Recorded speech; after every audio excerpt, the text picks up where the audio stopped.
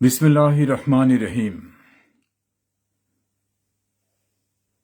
প্রিয় সহকর্মী, বন্ধু এবং শুভাকাঙ্ক্ষীরা, যারা আমার এই লাইভ প্রোগ্রাম দেখছেন বা পরে দেখবেন এবং বিভিন্নভাবে যারা অবহিত হবেন, আসসালামু আলাইকুম রহমতুল্লাহি ওবারাকাতুহু। আপনাদের সবাইকে আন্তরিক ধন্যবাদ জানাচ্ছি, শুভকামনা আপনাদের সবার জন্য। আমি লক্ষ্য করছি ইতোমধ্যে আমাদের অনেকেই সংযুক্ত হয়েছেন, আরও অনেকে হয়তো সংযুক্ত হবেন। আপনাদের সকল মেসেজগুলো আমি দেখতে পাচ্ছি। আমার নির্বাচনী এলাকা পিরোজপুর ১ আসনের পিরোজপুর, নাজিরপুর, ইন্দুরকানী এবং এই একই আসনের পূর্বের উপজেলা স্বরূপকাঠির বাইরেও ভোলা ছাত্রলীগের অনেক ত্যাগী নেতা শাহীন এবং বিভিন্ন পর্যায়ের অনেকে যুক্ত হয়েছেন। দেশের বিভিন্ন অঞ্চল থেকে আমাদের সুপ্রিম কোর্টের আইনজীবীরা, সুপ্রিম কোর্টের বাইরেও বাংলাদেশের বিভিন্ন অঞ্চলের বিভিন্ন বার অ্যাসোসিয়েশনে আইন পেশায় নিয়োজিত অনেক বন্ধুদের সংযুক্ত হতে দেখছি। দেশের বাইরে যারা থাকেন তারাও সংযুক্ত, ঢাকা থেকে বিভিন্ন পর্যায়ের অনেকে সংযুক্ত হয়েছেন। মধ্যপ্রাচ্যের কয়েকটি দেশ থেকে এবং ইউরোপের কয়েকটি দেশ থেকে অনেকে সংযুক্ত হয়েছেন। তাদের সবাইকে আমি আন্তরিক ধন্যবাদ এবং শুভকামনা সবার জন্য। আমরা একটা কঠিন সময় অতিক্রম করছি। বিশেষ করে ২০২৪ সালে একটা ভয়াবহ রাজনৈতিক বিপর্যয় ঘটে যায়। সেই বিপর্যয়ে বাংলাদেশের গণতান্ত্রিক উপায়ে নির্বাচিত প্রধানমন্ত্রী বঙ্গবন্ধু কন্যা শেখ হাসিনাকে অনেকটা জীবনের নিরাপত্তার কথা বলে তার নিরাপত্তার দায়িত্বে নিয়োজিত যারা বিভিন্ন বাহিনীর সদস্য ছিল তারা পরিপূর্ণভাবে সরকারি মর্যাদায় তাকে অন্যত্র সরিয়ে নেন। বঙ্গবন্ধু কন্যা পরবর্তীতে বলেছেন যে তিনি জানতেন না যে তাকে দেশের বাইরে নিয়ে আসা হচ্ছে। তিনি জানতেন তাকে টুঙ্গিপাড়ায় নিয়ে যাওয়া হচ্ছে, কারণ ভয়াবহ সহিংসতা, জঙ্গি উত্থান সবকিছু মিলে তার জীবন এবং তার ছোট বোন বঙ্গবন্ধুর কনিষ্ঠ কন্যা শেখ রেহানার জীবন বিপন্ন হওয়ার মতো পরিস্থিতিতে তাদের জীবন রক্ষার্থে বাইরে নিয়ে যায়, এমনটাই জানানো হয়। তিনি কোনোভাবেই গণভবন ছাড়তে রাজি হচ্ছিলেন না। আপনারা তার বক্তব্যে শুনেছেন, তিনি বলেছিলেন যে প্রয়োজনে আমার মৃত্যু হবে, তবু আমি এখান থেকে অন্য কোথাও যাব না। যাই হোক, একটা কঠিন পরিস্থিতিতে বাংলাদেশে জঙ্গি উত্থান হয় এবং এটা ছিল সুপরিকল্পিত। বঙ্গবন্ধু কন্যা যে প্রায়ই বলতেন যে একটি দেশের অনেক চাহিদা আমি যদি মিটাই তাহলে আমি নির্বিঘ্নে ক্ষমতায় থাকতে পারব। আর তিনি আরও বলতেন যে ওই দেশের এত ক্ষমতা, তারা চাইলে জাতীয় অনেক দেশের যারা ক্ষমতাবান সরকার, সে সরকারকে অনেক সময় উচ্ছেদ করে ফেলে। ফলে বঙ্গবন্ধু কন্যা দেশের স্বার্থ বিকিয়ে দিয়ে ক্ষমতায় থাকবেন না, এটা তিনি বারবার বলেছেন।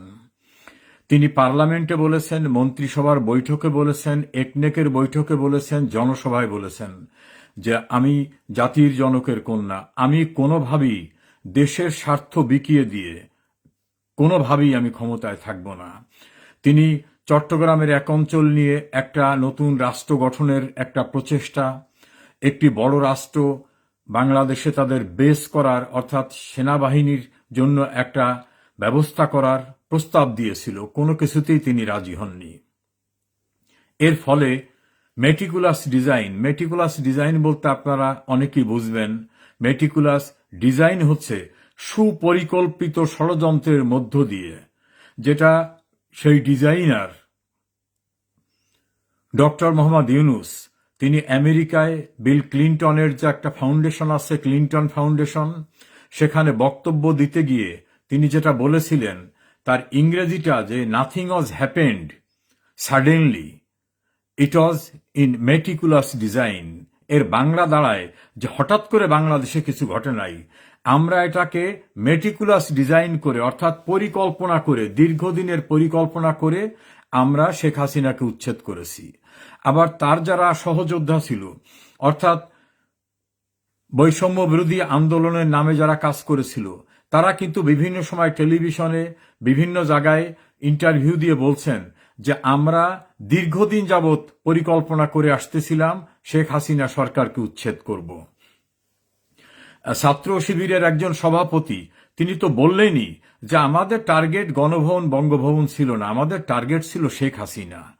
অর্থাৎ শেখ হাসিনাকেই মেরে ফেলা ছিল তাদের টার্গেট। যেটা প্রধানমন্ত্রী শেখ হাসিনা বারবার বলেছিলেন সেটাই কিন্তু বাস্তবে প্রতিফলিত হচ্ছিল, যে তারাও স্বীকার করছিল। আবার সেই কথিত আন্দোলনের অনেক নেতারা কিন্তু বারবার বলছিল যে আমরা যদি মেট্রো রেলে হামলা না করতাম, আমরা যদি পদ্মা সেতুতে হামলা না করতাম, আমরা যদি পুলিশকে মেরে না ফেলতাম, তাহলে কি আন্দোলন এত সহজ হতো? অর্থাৎ বাংলাদেশের একটা গণতান্ত্রিক উপায় নির্বাচিত সরকারকে উচ্ছেদ করার জন্য যা যা করা দরকার, পুলিশ হত্যা সহ রাষ্ট্রীয় সম্পদ ধ্বংস করা, জঙ্গি আস্তানা গড়ে তোলা, সেই সন্ত্রাসী কায়দায় হামলা করা, এই সমস্ত ঘটনা যে তারা ঘটিয়েছিল, এটা এখন আর আমাদের বলার অপেক্ষা রাখে না। এখন তারা নিজেরাই বলেছেন। আপনারা যারা ফেসবুক দেখেন, টেলিভিশনের টকশো দেখেন, সেখানে নিশ্চয়ই আপনারা এগুলি দেখেছেন। অর্থাৎ একটা সুপরিকল্পিত ষড়যন্ত্রের মধ্য থেকে শেখ হাসিনা সরকারকে উচ্ছেদ করার যে পরিকল্পনা ছিল, যেটা শেখ হাসিনা বারবার বলছেন, তখন অনেকে বলতেন না না এগুলো ঠিক না, শেখ হাসিনা এগুলো বলেন উনি ক্ষমতায় টিকে থাকার জন্য। কিন্তু বাস্তব ঘটনা ঘটে যাওয়ার পরে এবং সেই ঘটনার সংগঠক যারা, তারা যখন নিজেরাই ইন্টারভিউ দিয়ে বললেন যে হ্যাঁ আমরাই এসবগুলো করেছি, যেমন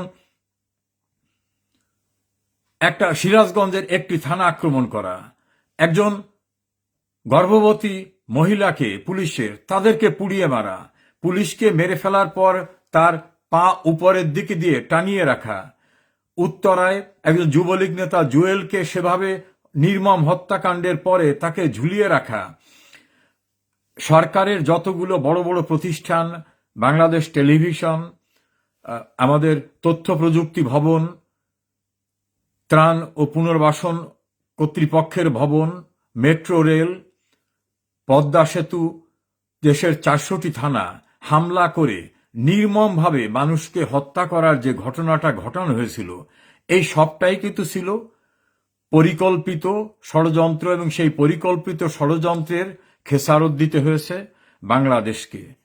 কেন খেসারত দিতে হয়েছে? এই দেশটা তো একটা বিপন্ন দেশ ছিল, অর্থনৈতিক উন্নয়ন ছিল না। এই দেশকে বাইরের লোকরা বলতো প্রাকৃতিক দুর্যোগে এবং ভিক্ষার ঝুলি হাতে নিয়ে আসা একটা দেশ। সেই ভিক্ষার ঝুলি হাতে নিয়ে আসা দেশটাকে শেখ হাসিনা কোথায় নিয়ে গেছিলেন? সেটাকে বলা হতো উন্নয়নের রোল মডেল, আর শেখ হাসিনাকে বলা হতো উন্নয়নের জাদুকর।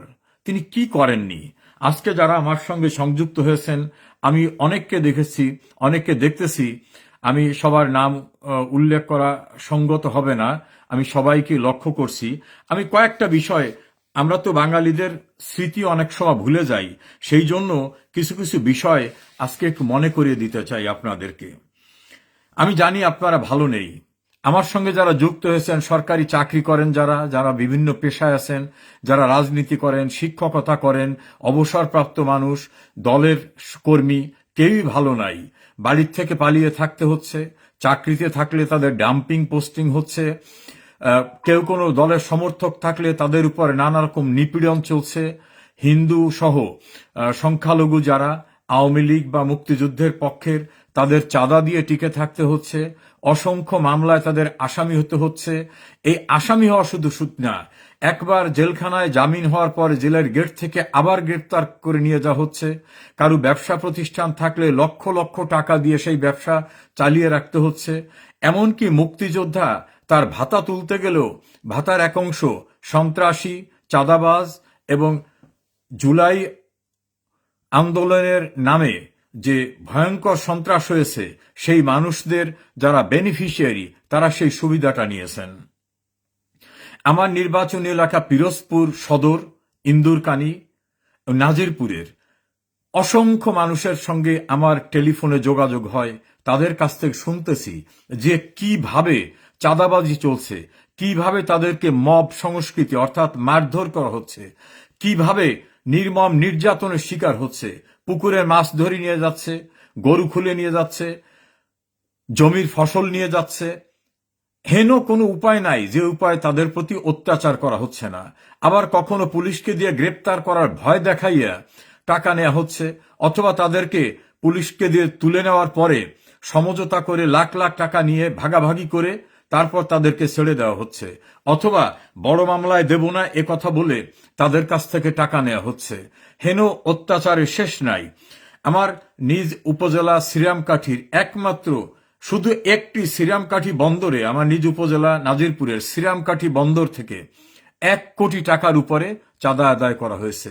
একইভাবে শেখমাটিয়া, বাবুরহাট, গাওখালী, বৈঠাকাটা, দিঘিরজান, দীর্ঘা, চাঁদকাঠি, হেন জায়গা নাই। পিরোজপুর সদরের বাজার, পিরোজপুর সদরের ব্যবসায়ীরা ইন্দুরকানীতে আওয়ামী ঘরানার হতে পারে বা হিন্দু সম্প্রদায়ের এমন কোনো ব্যবসায়ী নাই যাদেরকে চাঁদা দিতে হয়নি, এবং সেটা তারা প্রকাশ্যভাবে নেয়। এবং যদি দিতে না চাওয়া হয় তাহলে তাদেরকে নানা রকম হয়রানির শিকার হতে হবে। কাউকে কাউকে বলা হচ্ছে আপনার বিরুদ্ধে তো একটা মামলা রেডি করা আছে, আপনার নামটা দিয়ে দেব। তা আপনি এই মামলায় আসামি হলে আপনি স্কুলের টিচার অথবা আপনি অন্য কিছু, আপনি তো টিকতে পারবেন না, আপনার জেলে যেতে হবে, চাকরি চলে যাবে। একজন হিন্দু হেডমাস্টার আমাকে বললেন যে তাকে বলা হলো যে আপনি কত টাকা বেতন পান। উনি একটা সংখ্যা বললেন, বলে আপনারাই তো মন্ত্রীর সঙ্গে ঘুরতেন, এমপির সঙ্গে ঘুরতেন, আপনি হিন্দু মানুষ, আওয়ামী লীগের সঙ্গে জড়িত, তা আপনাকে যদি আসামি দিয়ে আপনি গ্রেপ্তার হবেন, গ্রেপ্তার হলে আপনি জেলে যাবেন, জেলখানায় গেলে আপনি চাকরি থেকে সাসপেন্ড হয়ে যাবেন, অর্থাৎ আপনাকে চাকরি থেকে বিরত রাখা হবে। তা আপনি চাকরি থেকে যদি বহিষ্কার হন তাহলে আপনি বেতন পাচ্ছেন না, আবার জেলে যেতে হবে, ওর চেয়ে বেতনের এক অংশ আমাদের প্রতি মাসে দিতে হবে।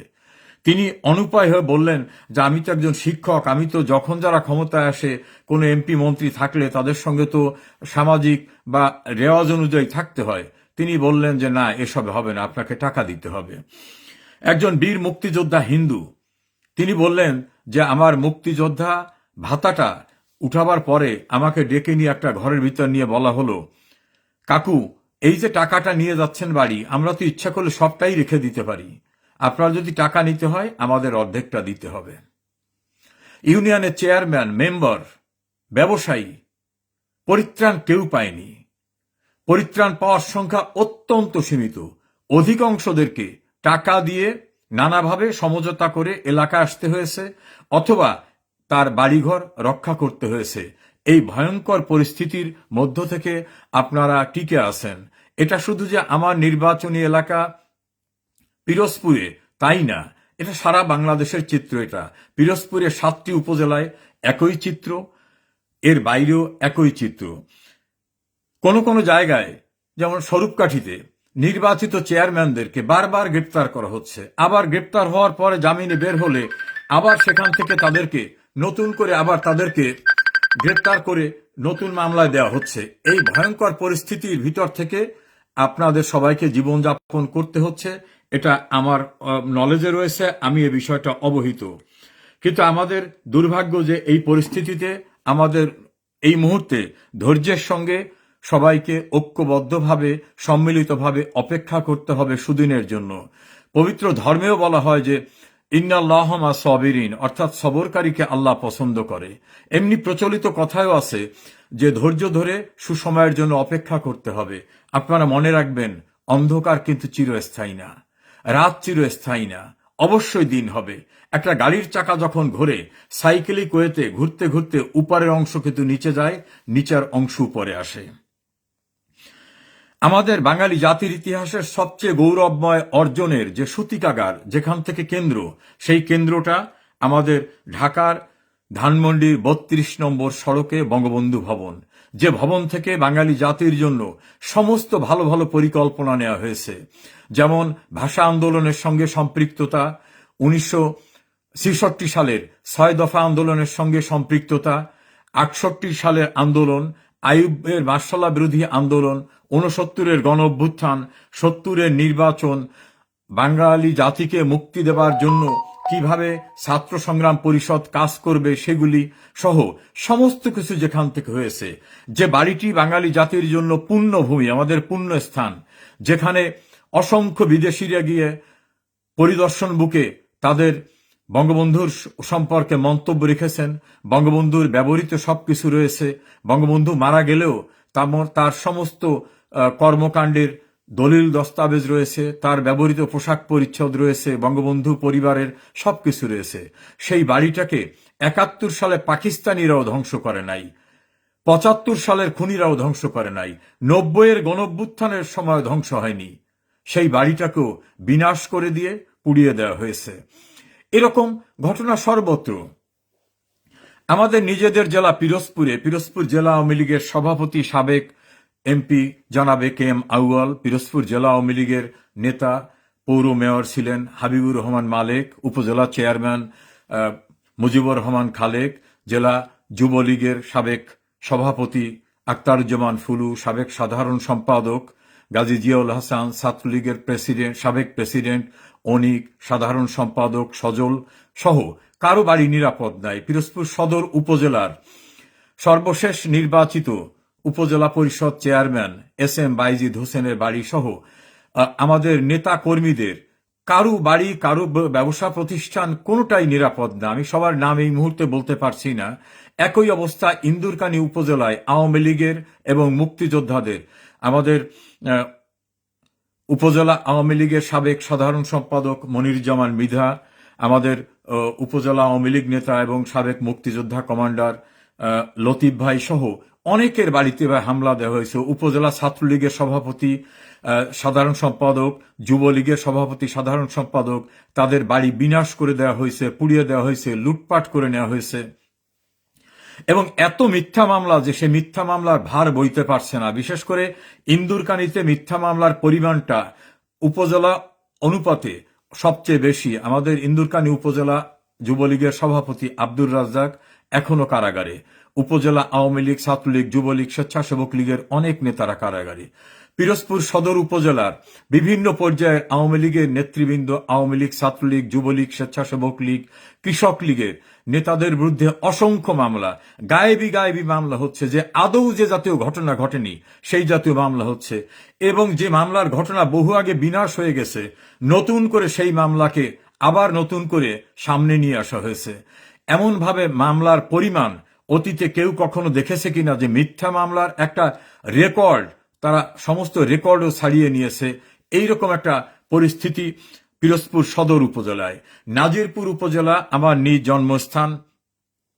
নাজিরপুর উপজেলায় এমন ঘটনা ঘটছে যে একটা ঘটনা নিয়ে পূর্বে একটা মামলা হয়েছিল, সেই মামলায় পুলিশ তদন্ত করে রিপোর্ট দিয়ে দিয়েছে যে এই ঘটনা সত্য না।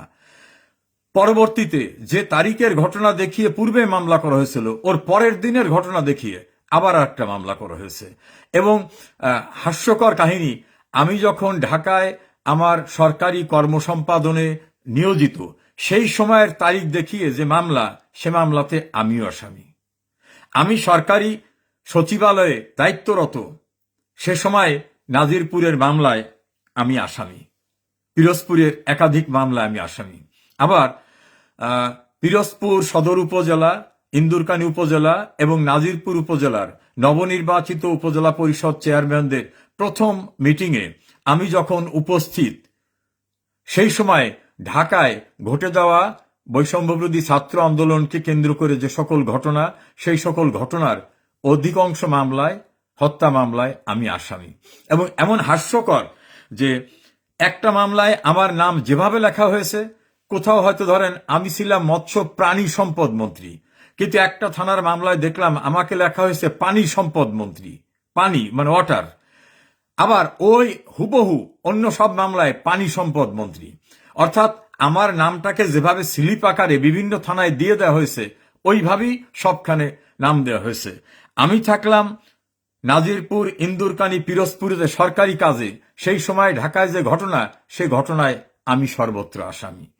এটা নিয়ে আমার ক্ষোভ নাই, কারণ আমার দলের অনেক নেতা কর্মীরা, পিরোজপুরের নেতৃবৃন্দরা সহ বাংলাদেশের সর্বত্র জাতীয় মিথ্যা মামলা হচ্ছে, মাননীয় প্রধানমন্ত্রী বঙ্গবন্ধু কন্যা শেখ হাসিনাকেও তো 413টি হত্যা মামলায় তিনি আসামি।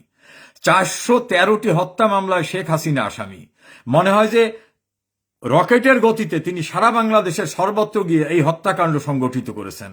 কাজে এই মামলা নিয়ে আমাদের কোনো অ্যাংজাইটি নাই। এটা যা হবার হবে। মিথ্যা কখনো টিকে থাকে না, মিথ্যার পরাজয় অবশ্যই হবে।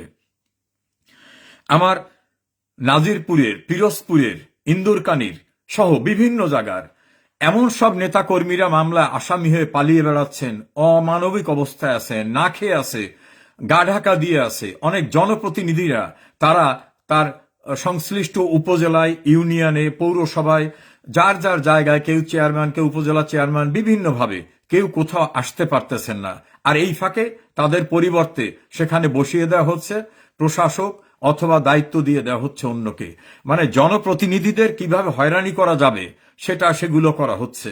আবার কেউ মামলা করার পরে স্টে অর্ডার পেলে আবার সেই স্টে অর্ডার সুপ্রিম কোর্টে স্থগিত করাবার জন্য, অথবা স্টে অর্ডার পরেও তাদেরকে ভয় দেওয়া হচ্ছে যে এইসব করলে বড় বড় মামলায় পড়ে যাবেন। তখন অনেকের বাধ্য হয়ে নানাভাবে তাদের টিকে থাকার চেষ্টা করা হচ্ছে। এটা আমি একটা সংক্ষিপ্ত চিত্র বললাম। আমাদের পিরোজপুরের একজন গৌরবময় অধ্যায় রচনাকারী বীর মুক্তিযোদ্ধা, যিনি একসময় জুডিশিয়ারিতে ছিলেন, আমার অত্যন্ত শ্রদ্ধাভাজন ব্যক্তি, আমি লক্ষ্য করছি তিনিও আমাদের লাইভ প্রোগ্রামটা ওয়াচ করছেন। আমি কৌশলগত কারণে তার নাম উচ্চারণ করলাম না। আপনারা যারাই আছেন সবার প্রতি আমার গভীর শ্রদ্ধা। বাংলাদেশটা যারা যুদ্ধ করে অর্জন করেছিল, আমাদের আওয়ামী লীগের কেন্দ্রীয় নেত্রী এবং জাতীয় সংসদের সাবেক হুইপ সঞ্জিদা আপা, তিনি আমাদের সঙ্গে সম্পৃক্ত হয়েছেন। আমি সবাইকে আন্তরিক ধন্যবাদ এবং শুভেচ্ছা জানাচ্ছি। বাংলাদেশ ছাত্র ইউনিয়নের সাবেক সভাপতি দীপক শীলকে দেখছি। আমাদের চট্টগ্রামের আইনজীবীরা, বিভিন্ন পর্যায়ের আইনজীবীরা সম্পৃক্ত হয়েছেন। আমি যেটা বলছিলাম যে এই বাংলাদেশ নামক রাষ্ট্রটি ৩,৫০০ বছরের ইতিহাসের, ৩,৫০০ বছরের ইতিহাসের। এই ৩,৫০০ বছরে বাংলাদেশ কখনো পূর্ণাঙ্গ স্বাধীনতা পায়নি। অনেকে অনেক কথা বলেন, এই আমলে হয়েছিল, এই আমলে হয়েছিল। যারা ইতিহাসের চর্চা করেন তারা খুঁজে দেখবেন কখনোই বাংলাদেশ স্বাধীন ছিল না, খণ্ডিতভাবে স্বাধীন ছিল। ৪৭ সালের স্বাধীনতা কি আমাদের স্বাধীনতা ছিল? না। এর পূর্বে যে স্বাধীনতা নামে ব্যক্তটা ছিল ২০০ বছরের ব্রিটিশ শাসন আমলে, না। তার পূর্বের যেটা ছিল আসলে না। এজন্য বাঙালি জাতিকে প্র্যাকটিক্যালি, মানে প্রকৃতপক্ষে স্বাধীন করার জন্য একটা স্বপ্ন দেখেছিলেন এখানকার অনেক নেতারা। সেই নেতাদের স্বপ্নটা বাস্তবায়নের জন্য কেউ ঐক্যবদ্ধভাবে কাজ করতে পারেননি। আমি যদি উল্লেখযোগ্যভাবে বলি, আমাদের মজলুম জননেতা মাওলানা আব্দুল হামিদ খান ভাসানী, গণতন্ত্রের মানস পুত্র হোসেন শহীদ সোহরাওয়ার্দী, শেরে বাংলা একে ফজলুল হক থেকে শুরু করে ও তার পূর্বে এবং তারপরে অনেকেই অনেক অধ্যায় রচনা করার চেষ্টা করেছেন, কিন্তু প্র্যাকটিক্যালি কেউ কিভাবে কি করা যাবে এটা করে উঠতে পারেন নাই। সেই সময় আমাদের ভিতর জন্ম নিয়েছিল একজন মহামানব, আল্লাহর প্রেরিত মহামানব আমি বলবো। তিনি আমাদের বাঙালি জাতিকে, ভাষাভিত্তিক বাঙালি জাতিকে একটা ঐক্যবদ্ধ জায়গায় নিয়ে আসছিলেন, যে বাঙালি জাতীয়তা বোধে উদ্বুদ্ধ করে। তার সূচনা হয়েছিল ৪৭ সাল থেকে। তিনি শুরু করে ভাষা আন্দোলন, ৬ দফা আন্দোলন, ৬২ সালের হামিদুর রহমান শিক্ষা কমিশন আন্দোলন, ৬৮ সাল থেকে শুরু করে আইয়ুব বিরোধী আন্দোলন, ৬৯-এর গণ অভ্যুত্থান, ৭০-এর নির্বাচনের মধ্য থেকে তিনি বাঙালি কি চায় এই ম্যান্ডেটটাকে বিশ্বের কাছে তুলে ধরার চেষ্টা করেছিলেন।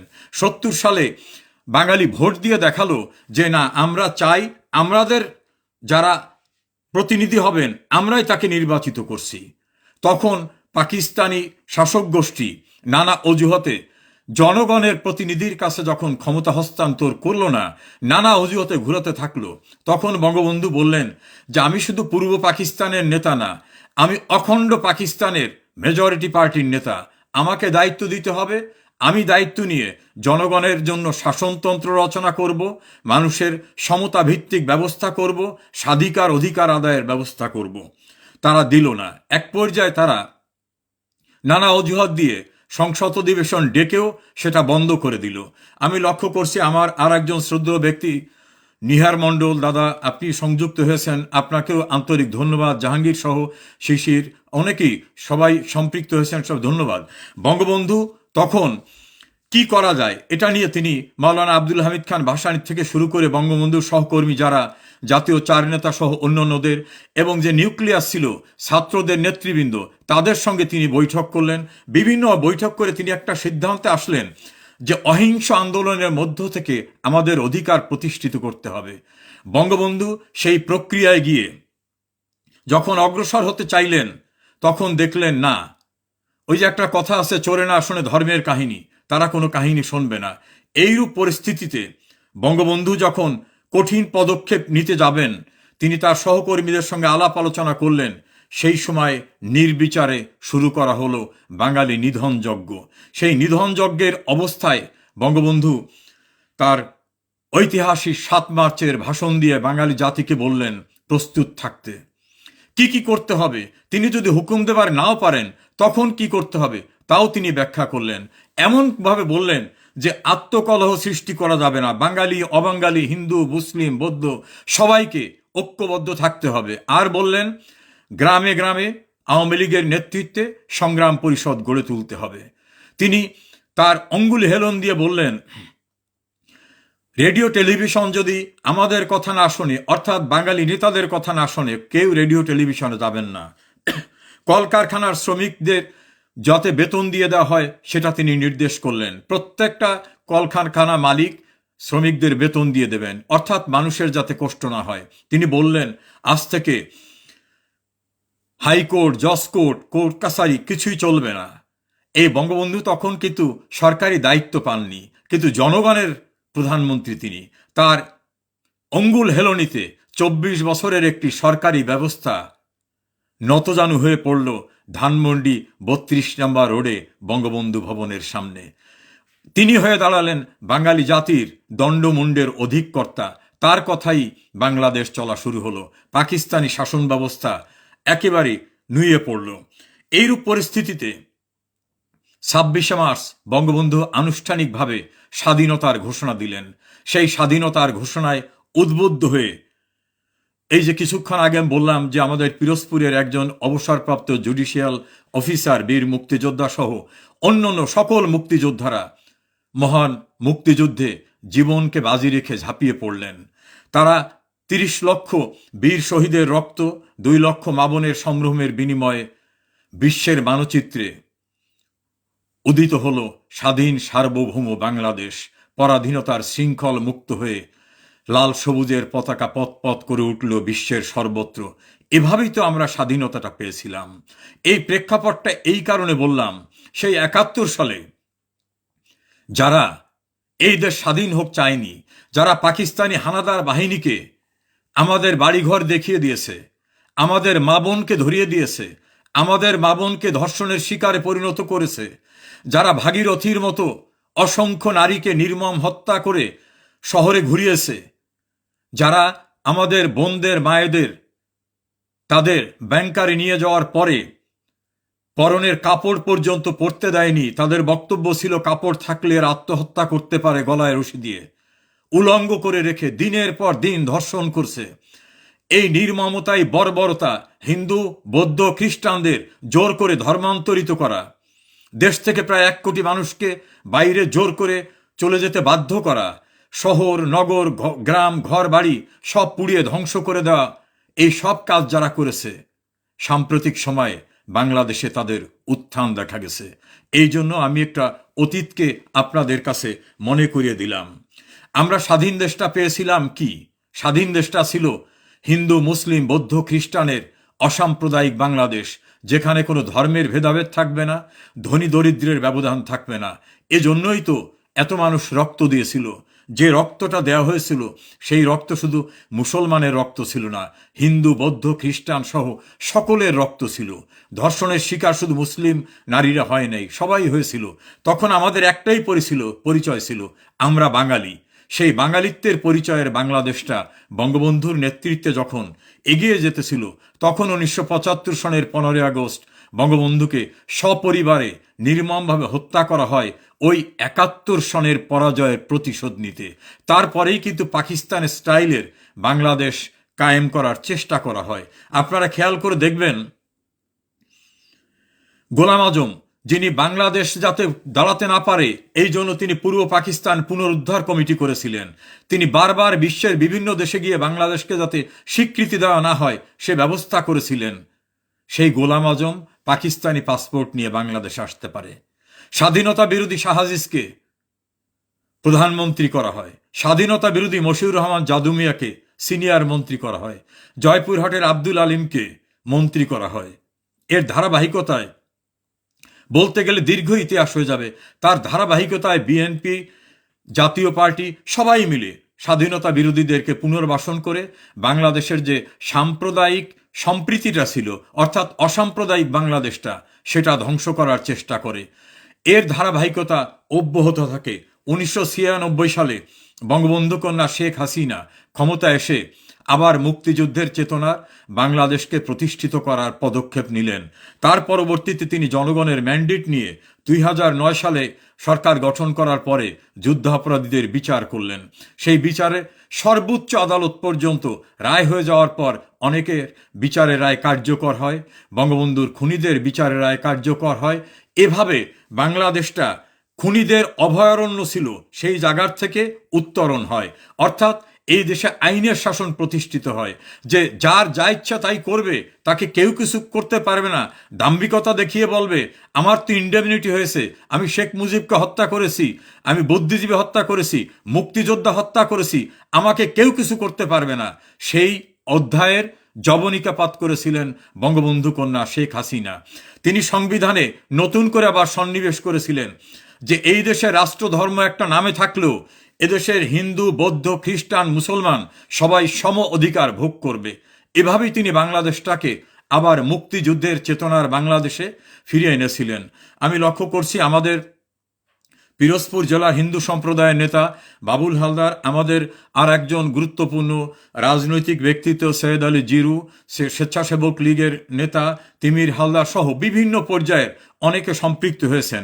আমি মুক্তিযুদ্ধের প্রেক্ষাপট এবং মুক্তিযুদ্ধের পরবর্তীতে যে ঘটনা প্রবাহ ঘটছে তার কিছু বিষয় আপনাদেরকে মনে করিয়ে দিলাম এই কারণে, বাঙালির স্মৃতিশক্তি অনেক সময় হারিয়ে যায়। এই হারিয়ে যাওয়া স্মৃতিশক্তির থেকে মাঝে মধ্যে একটু রিফ্রেশ করা দরকার। 2024 সালের 5 অগস্ট শেখ হাসিনারকে উচ্ছেদের মূল কারণটা ছিল 71 সালের পরাজয়ের প্রতিশোধ নেওয়া। সে কারণেই শেখ হাসিনা সরকারের পতনের সঙ্গে সঙ্গে পাকিস্তানের গোয়েন্দা ইন্টেলিজেন্স প্রধান তিনি স্ট্যাটাস দিয়ে বলেছিলেন 71 সালের পরাজয়ের প্রতিশোধ হয়েছে, আমরা আনন্দিত। অর্থাৎ পাকিস্তান যে এই ঘটনার সঙ্গে জড়িত, পাকিস্তান বলতে মানে 71-এর পরাজিত শক্তিরা যে প্রতিশোধ নিতে এটা করেছে, সেই প্রতিশোধের বিষয়টা সেখানে স্পষ্টভাবে পাকিস্তান বলল। আমি লক্ষ্য করছি কামরুল হাসান জুয়েল সৌদি আরব থেকে সহ আরো অনেকে সম্পৃক্ত হয়েছেন। আমি ছোট করে একটা জিনিস বলি, বঙ্গবন্ধু কন্যা যা দিয়েছেন এই দেশে, আওয়ামী লীগ এবং শেখ হাসিনা, শেখ মুজিব এরা যা দিয়েছে, কেউ কি তা দিতে পেরেছে? ধরুন, বাঙালি জাতির ইতিহাসের সবচেয়ে গৌরবময় অর্জন কোনটা?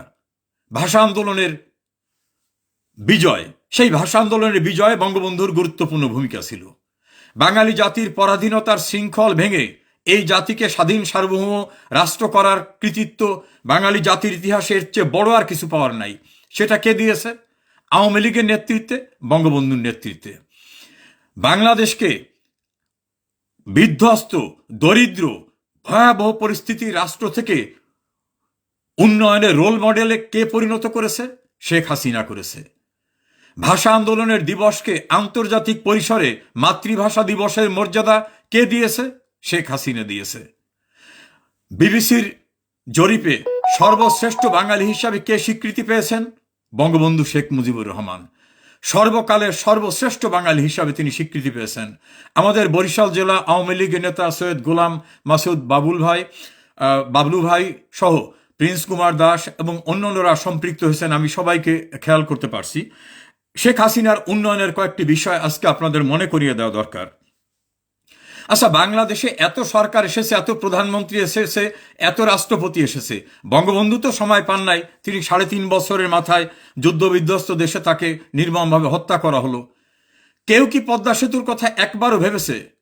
আমার বন্ধু তালুকদার গোলাম কিবরিয়া অ্যাডভোকেটকে আমি দেখছি, তিনি সংযুক্ত আছেন।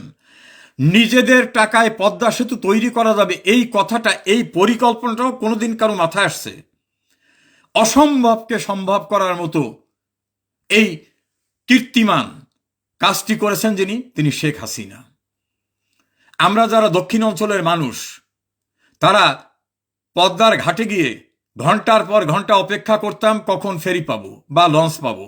কখনো লঞ্চ ডুবে গেলে নির্মম হত্যাকাণ্ডের শিকার হতাম। আজকে 3 ঘন্টার পদ্মা সেতুর সময়কে 6 থেকে 7 মিনিটের সময় রূপান্তরিত করে দিয়েছেন কে? যোগাযোগ ব্যবস্থা হচ্ছে উন্নয়নের সবচেয়ে বড় অধ্যায়। এই যোগাযোগ ব্যবস্থার অবহেলায় দক্ষিণ অঞ্চলের 19টা জেলা কিভাবে খারাপ অবস্থায় ছিল, সেইখান থেকে উত্তরণ কে দিয়েছেন? তিনি, বঙ্গবন্ধু কন্যা শেখ হাসিনা। যমুনা সেতুর কথা চিন্তা করেন, পরিকল্পনা কে করেছিল? শেখ হাসিনা।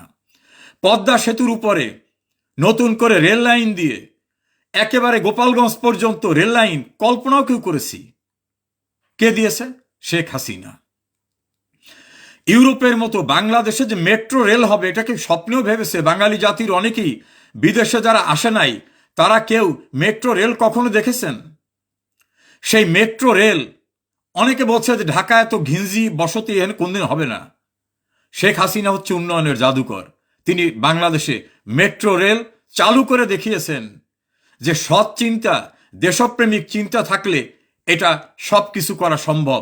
তিনি সেটা দেখিয়েছেন। আমি লক্ষ্য করছি রাশেদ মাহমুদ আলী, অর্পণা হালদার, শিরিন সহ অনেকেই সংযুক্ত হয়েছেন। আপনাদের সবাইকে ধন্যবাদ। এলিভেটেড এক্সপ্রেসওয়ে, অর্থাৎ একটা রাস্তা হবে এত অত্যাধুনিক উন্নত রাস্তা, যে রাস্তায় 6 থেকে 10টি লেন থাকবে, 10টি গাড়ি চলতে পারবে একসঙ্গে। এই এলিভেটেড এক্সপ্রেসওয়ের কথা কেউ কি কখনো ভেবেছিলেন? পদ্মা সেতু পার হয়ে ভাঙ্গা এলাকা আসলে তাকালে মনে হয় না যেটা বাংলাদেশ। কে করেছে? শেখ হাসিনা। এয়ারপোর্টে গেলে আমাদের বিড়ম্বনার শেষ ছিল না। সিঙ্গাপুরের এয়ারপোর্ট, ইংল্যান্ডের এয়ারপোর্ট দেখে আমরা আফসোস করি, এ কি এয়ারপোর্ট, কি বিশাল এয়ারপোর্ট। 3rd টার্মিনাল করে দিয়ে শেখ হাসিনা দেখিয়েছেন সিঙ্গাপুরের চাঙ্গি এয়ারপোর্ট বাংলাদেশে হতে পারে। সেই 3rd টার্মিনাল এয়ারপোর্ট কার দ্বারা সম্ভব হয়েছে? শেখ হাসিনার দ্বারা সম্ভব হয়েছে। আপনারা জানেন, বাংলাদেশে একটা মেডিকেল বিশ্ববিদ্যালয় ছিল না। বাংলাদেশের ডাক্তারদের একটা বড় ডিগ্রি নিতে হলে বিদেশে যেতে হতো, অর্থাৎ বিশ্ববিদ্যালয়ের স্বীকৃতি ছিল না। এমবিবিএস এর স্বীকৃতি কোথা থেকে হতো জানেন? রাজশাহী ইউনিভার্সিটি আর ঢাকা ইউনিভার্সিটি। তো একটা জেনারেল ইউনিভার্সিটি থেকে এমবিবিএস সার্টিফিকেট নিতে হতো।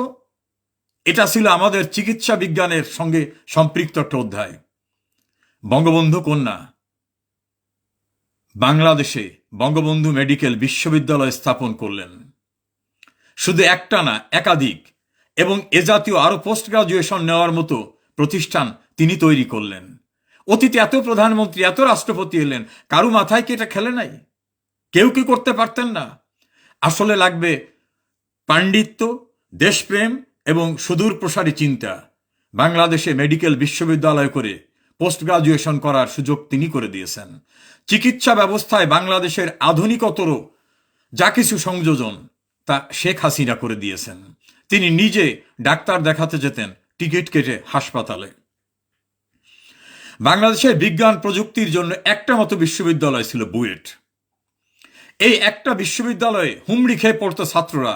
অনেকের মেধা থাকা সত্ত্বেও তারা সেখানে গিয়ে পড়াশোনার সুযোগ পেতেন না, কারণ সীমিত পরিসর ছিল।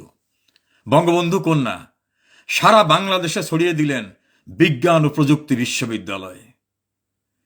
আমার নিজ জেলা পিরোজপুরে একটা বিশ্ববিদ্যালয়ের জন্য আমি আবেদন করেছিলাম। তিনি বলেছিলেন এটা হয় না।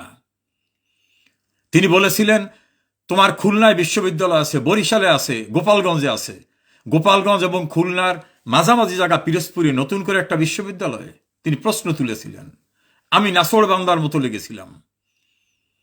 পিরোজপুরে তিনি বিশ্ববিদ্যালয় দিয়েছেন। আজ মায়ের হাতের রান্না খেয়ে অথবা পান্তা ভাত খেয়েও পিরোজপুরের ছেলেমেয়েরা বাড়ির থেকে বিশ্ববিদ্যালয়ে গিয়ে পড়াশুনো করে। একদিন তাদের পড়তে যেতে হতো চট্টগ্রাম, রাজশাহী, খুলনা, বরিশাল বা অন্য কোথাও। সেখানে গিয়ে ইন্টারভিউ দিতেও বাইরে থাকা লাগতো। আজ পিরোজপুরে বঙ্গবন্ধু বিজ্ঞান প্রযুক্তি বিশ্ববিদ্যালয় এনেছি। আমি গর্ববোধ করি, আমি এক টার্ম এমপি থাকলেও পরে যাতে কিছু করার শূন্যতা না থাকে সেজন্য সেই বিশ্ববিদ্যালয় আমি পিরোজপুরে এনেছি। এটা পিরোজপুরের কথা শুধু না, প্রতিটি বিভাগীয় শহরে বিজ্ঞান ও প্রযুক্তি বিশ্ববিদ্যালয়, কৃষি বিশ্ববিদ্যালয় সারা বাংলাদেশে তিনি করে দিয়েছেন। কে করেছেন? শেখ হাসিনা। আচ্ছা, কেউ কি কল্পনা করেছে যে সারা দেশে একসঙ্গে বিদ্যুতায়িত করা যাবে, মানে একটা গ্রামও বিদ্যুৎহীন থাকবে না? বর্তমান মাননীয় প্রধানমন্ত্রী তারেক রহমান সাহেব একটা ইন্টারভিউতে বলেছিলেন যে আপনি বাসায় বিদ্যুৎ চাবেন আর মল সমূহে বিদ্যুৎ চাবেন, তা তো হবে না কোনো জায়গার বিদ্যুৎ থেকে আপনাকে বিরত থাকতে হবে। শেখ হাসিনা প্রমাণ করে দিলেন একই সময়ে হাট, বাজার, অফিস, শহর, নগর, বন্দর, গ্রামে শতভাগ বিদ্যুতায়িত করা সম্ভব। তিনি তা করে দেখিয়েছেন। অতীতে কেউ পেরেছে? না, পারেনি। আমি লক্ষ্য করছি অ্যাডভোকেট সজীব, অ্যাডভোকেট মিজানুর রহমান শিকদার, মশিউর রহমান রাহাত, আমাদের অত্যন্ত শ্রদ্ধা আমার মাসি অঞ্জলি হালদার, শেখ মোহাম্মদ হাসান, সুবর্ণা শিকদার সহ অনেকে সংযুক্ত হয়েছেন। আমি যেটা বলেছিলাম যে শতভাগ বিদ্যুতায়িত করার এত বড় গৌরবময় কৃতিত্ব একজনই নিতে পেরেছেন, তিনি শেখ হাসিনা। আচ্ছা, এই যে আজকে আমি আপনাদের সঙ্গে ফেসবুক লাইভে যুক্ত হয়েছি, যদি ইন্টারনেট না থাকতো তাহলে আমার মনোহরপুর, বিলডুমুরিয়া থেকে শুরু করে পদ্মডুবি যেসব অঞ্চলে এখনো রাস্তা পৌঁছায় নাই, সেখানের মানুষরা দেখছি অনেকেই যুক্ত হয়েছেন। এই মানুষরা কি আজকে আমার সাথে যুক্ত হতে পারতেন? এই ইন্টারনেট, সারা বাংলাদেশে ইন্টারনেট। শেখ হাসিনার পূর্বেও তো অনেকে প্রধানমন্ত্রী ছিলেন, অনেকে রাষ্ট্রপতি ছিলেন, এভাবে ইন্টারনেট তো কেউ পৌঁছে দেন নাই। কে করেছে? শেখ হাসিনা। আচ্ছা, ধরুন মোবাইলের কথা বলি। একটা মোবাইল ফোন নিলে 1,20,000 টাকা, ফোন ধরলেও কল করলে চার্জ উঠবে, ফোন করলেও চার্জ উঠবে, এবং সেটা থাকে কোথায়? ঢাকা এবং চট্টগ্রাম, অন্য কোথাও না। শেখ হাসিনা এসে দেখলেন যে বিএনপির এক নেতা মোর্শেদ খানের এই সিটি সেল মনোপলি বিজনেস করতেছে, তিনি উন্মুক্ত করে দিলেন। আজকে 1,000 টাকায় 500 টাকায় মোবাইলের সেট কেনা যায়, আর তখন 1,20,000 টাকার নিচে মোবাইল সেট পাওয়া যেত না। আর সবখানে তো নেটওয়ার্কও ছিল না। কে দিয়েছেন আজকে? এই যে ঘরে বসে রিক্সাওয়ালার থেকে শুরু করে কাজের বুয়া, আমি, আপনি, কৃষক, শ্রমিক সবাই যে মোবাইল ফোন ব্যবহার করছি, ভিডিও কল করছি, এই ফ্যাসিলিটিসটা কে দিয়েছেন? শেখ হাসিনা দিয়েছেন। এটা অতীতে কেউ কল্পনা করেছে? কল্পনা করতে পারেনি। তারপর দেখেন যে প্রতিটি স্কুলে যাতে আইটি শিক্ষা হয়, অর্থাৎ ইনফরমেশন টেকনোলজি, এখন পৃথিবী এগিয়ে যাচ্ছে বিজ্ঞান প্রযুক্তিতে, সেই জন্য প্রতিটি বিদ্যালয়ে শেখ রাসেল ডিজিটাল ল্যাব স্থাপন করে প্রতিটি স্কুলের বাচ্চাদের তথ্য প্রযুক্তি শেখানো, ল্যাপটপ শেখানো, প্রতিটি স্কুলে ল্যাপটপ দেওয়া, ট্যাব দেওয়া। কে শিখিয়েছেন? শেখ হাসিনা। অর্থাৎ আমাদের যে বাচ্চাটা প্রাইমারি থেকে পড়ে উঠবে, ও যেন বিজ্ঞান প্রযুক্তি শেখে, ও যেন ইন্টারনেট শেখে, ও যেন ল্যাপটপের কাজ শেখে, সারা দুনিয়ার সঙ্গে যেন কানেক্টেড হতে পারে, সারা পৃথিবীকে যেন হাতের মুঠে আসতে পারে। এভাবে আধুনিক প্রযুক্তিতে শিক্ষায় শিক্ষিত করার পদক্ষেপ কে নিয়েছেন? যেটা শেখ হাসিনা। আচ্ছা, শিক্ষা প্রতিষ্ঠানের অবকাঠামোগত উন্নয়নের কথা যদি বলেন, আমার নিজ নির্বাচনী এলাকা পিরোজপুর 1-এর আমার মনে হয় না একটা প্রাইমারি স্কুলও বিধ্বস্ত অবস্থায় কোথাও আছে, সবগুলোই আধুনিক ভবন হয়েছে। একইভাবে মাধ্যমিক বিদ্যালয় এবং মহাবিদ্যালয় অর্থাৎ কলেজে, পিরোজপুরে বিজ্ঞান ও প্রযুক্তি বিশ্ববিদ্যালয় শুধু না, পিরোজপুর সরকারি গার্লস কলেজে আধুনিক ভবন এনেছি। পিরোজপুর সরকারি সোহরাওয়ার্দী কলেজের অবকাঠামোগত উন্নয়নের ব্যবস্থা করেছি। ছাত্রছাত্রীদের চলাফেরার জন্য, যানবাহনের জন্য সরকারের কাছে আবেদন করেছিলাম, অতি সম্প্রতি সেখানে বাস এসেছে। পিরোজপুর, নাজিরপুর, ইন্দুরকানী, স্বরূপকাঠির অধিকাংশ মাধ্যমিক বিদ্যালয়ের অত্যাধুনিক ভবনের পরিকল্পনা, প্ল্যান রেখে এসেছি। অনেকগুলো প্রতিষ্ঠানে হয়েছে। আমার নিজ উপজেলা নাজিরপুরের সাঁচিয়ার, পূর্ব সাঁচিয়া, একেবারে গ্রামীণ পর্যায়ে বিলের মধ্যে, সেখানে এখন ভবন। মুগারজোর একটা স্কুল কমপ্লেক্সে 3টি ভবন দেখলে মনে হয় এটা কোনো বিশ্ববিদ্যালয় কিনা।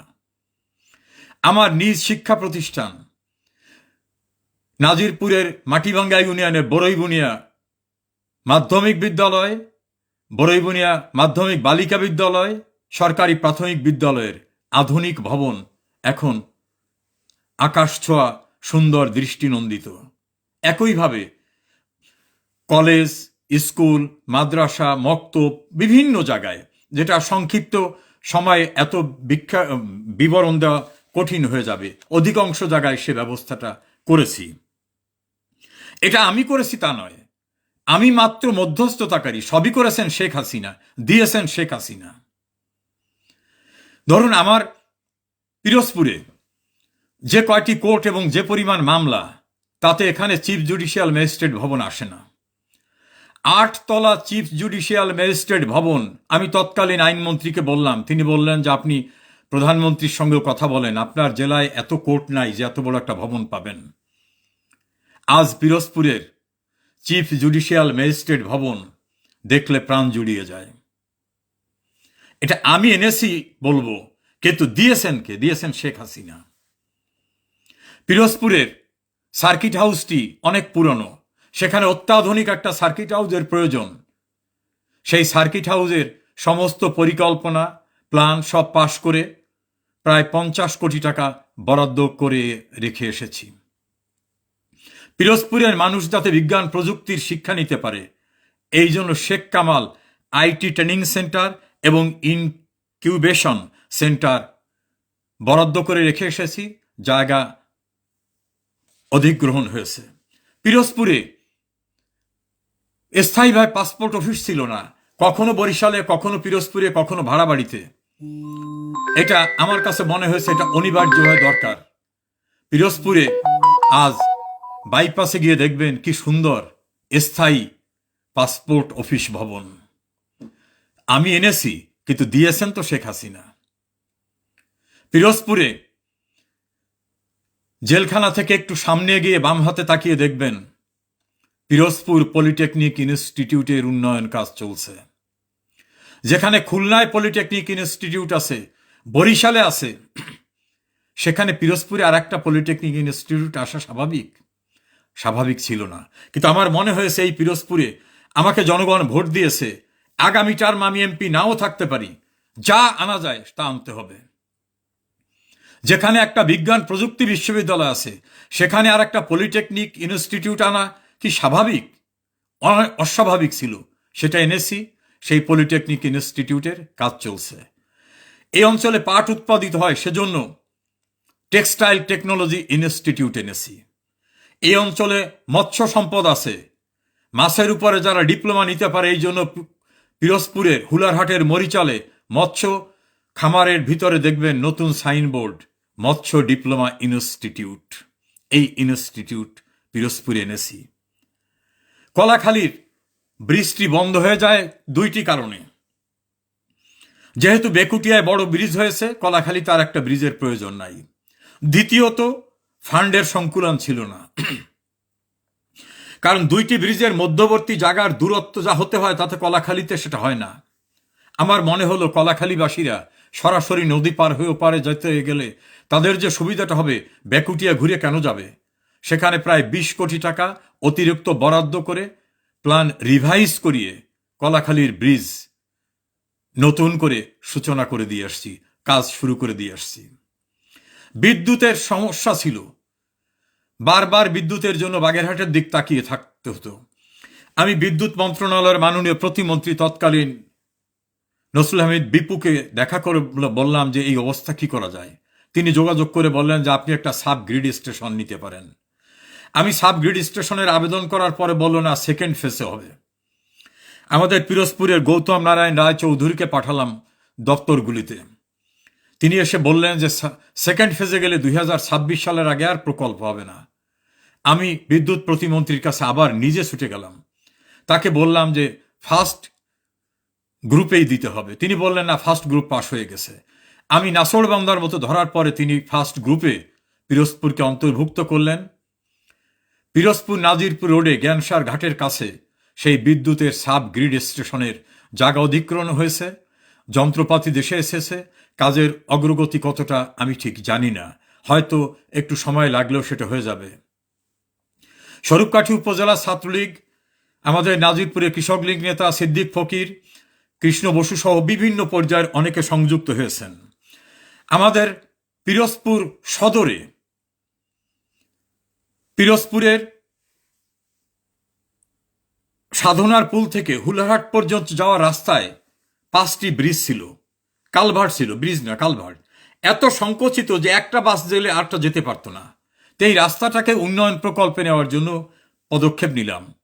আমাকে ঢাকার থেকে আসা ইঞ্জিনিয়াররা বলল যে আগে এই ব্রিজগুলো করতে হবে, যাতে একটা ব্রিজ থেকে অন্তত 2টি গাড়ি একটা রিক্সা যেতে পারে, এটাকে প্রশস্ত ব্রিজ করতে হবে। নিলাম সেই প্রকল্প, সব ব্রিজগুলো সম্পন্ন হয়েছে। এখন যারা হুলারহাট বা ওইমুখী চলাচল করেন তারা নিশ্চয়ই দেখেছেন সেই সংকুচিত অবস্থাটা এখন সেখানে নেই, এটা অনেকটা প্রশস্ত হয়েছে।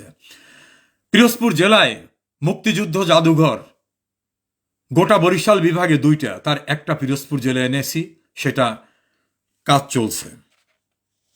আমার নিজ উপজেলা নাজিরপুরে স্বরূপকাঠিতে উপজেলা পরিষদ কমপ্লেক্সের অবস্থা খুবই নাজুক ছিল। সেই উপজেলা পরিষদ কমপ্লেক্স স্থানীয় সরকার মন্ত্রণালয় থেকে এনেছি। নির্মাণ কাজ চলমান ছিল, আমি জানি না এখন কোন পর্যায়ে আছে। নাজিরপুর হাসপাতালের বর্ধিত ভবন আমি সম্পন্ন করে রেখে এসেছি। স্বরূপকাঠি হাসপাতালের নতুন ভবনের বরাদ্দ করে রেখে এসেছি। স্বরূপকাঠিতে মিনি সার্কিট হাউস স্থাপন সহ স্বরূপকাঠির সরসিনা মাদ্রাসা সহ পৌর এলাকায় বিশুদ্ধ পানি সরবরাহের ব্যবস্থা ছিল না। লক্ষ লক্ষ মানুষ ধর্মীয় অনুষ্ঠানে যায়, অবর্ণনীয় দুর্ভোগ ছিল তাদের। 32 কোটি টাকা ব্যয়ে সেখানে বিশুদ্ধ পানি প্রক্রিয়াজাতকরণ এবং সরবরাহ সহ টয়লেট ব্যবস্থা করে দিয়ে এসেছি। মাদ্রাসার সমস্ত লোক শুধু না, ওই অঞ্চলের সবার জন্য একটা সুযোগ হয়েছে।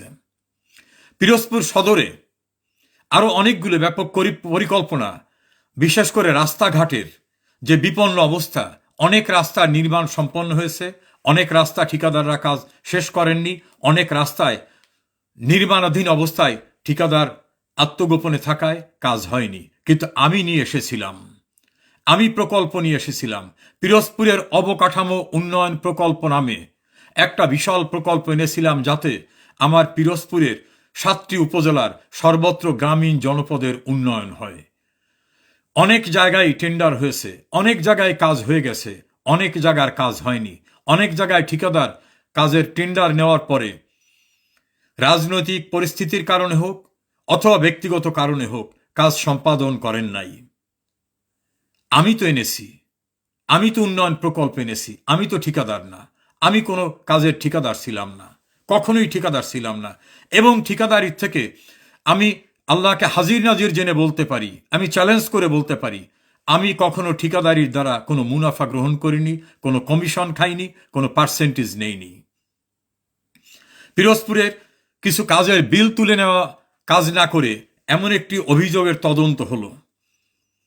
স্থানীয় সরকার মন্ত্রণালয়ের একটা আলাদা টিম, স্থানীয় সরকার প্রকৌশল অধিদপ্তরের সেন্ট্রাল থেকে একটা টিম, দুর্নীতি দমন কমিশনের আর একটা টিম, 3টি টিম দীর্ঘদিন বসে তদন্ত করেছে। কোথাও আমার কোনো সম্পৃক্ততা পাইনি। অর্থাৎ আমি কখনো ঠিকাদারি করিনি, ঠিকাদারের কাছ থেকে কমিশন নেইনি, আমি অবৈধভাবে কাউকে বিল দিতেও বলিনি। কেন আমার সম্পৃক্ততা পাবে? এই রিপোর্ট সাবমিট হলো। পরবর্তীতে অনেকগুলি মামলা হলো, কোনো মামলায় আমি আসামি না, এবং সেটা সঠিকভাবে হয়েছিল।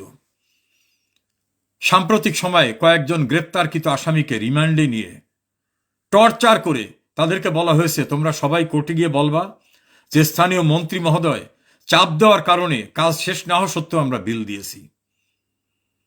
আমি আমাদের একজন আইনজীবী, পিরোজপুর আইনজীবী সমিতির আহসানুল কবির বাদল সহ আর কয়েকজনাকে দিয়ে সে আসামিদের কাছে জিজ্ঞাসা করালাম যে আমি কি কোনোদিন তাদের চাপ দিয়েছি? তারা বলেছে, মন্ত্রী মহোদয় কোনোদিন ইঞ্জিনিয়ারিং অফিসেও আসে নাই, আমরা ব্যক্তিগতভাবে ওনাকে চিনিও না, দূর থেকে দেখেছি, ওনার ছবি দেখেছি। কেন তাহলে ওনার নাম বললা?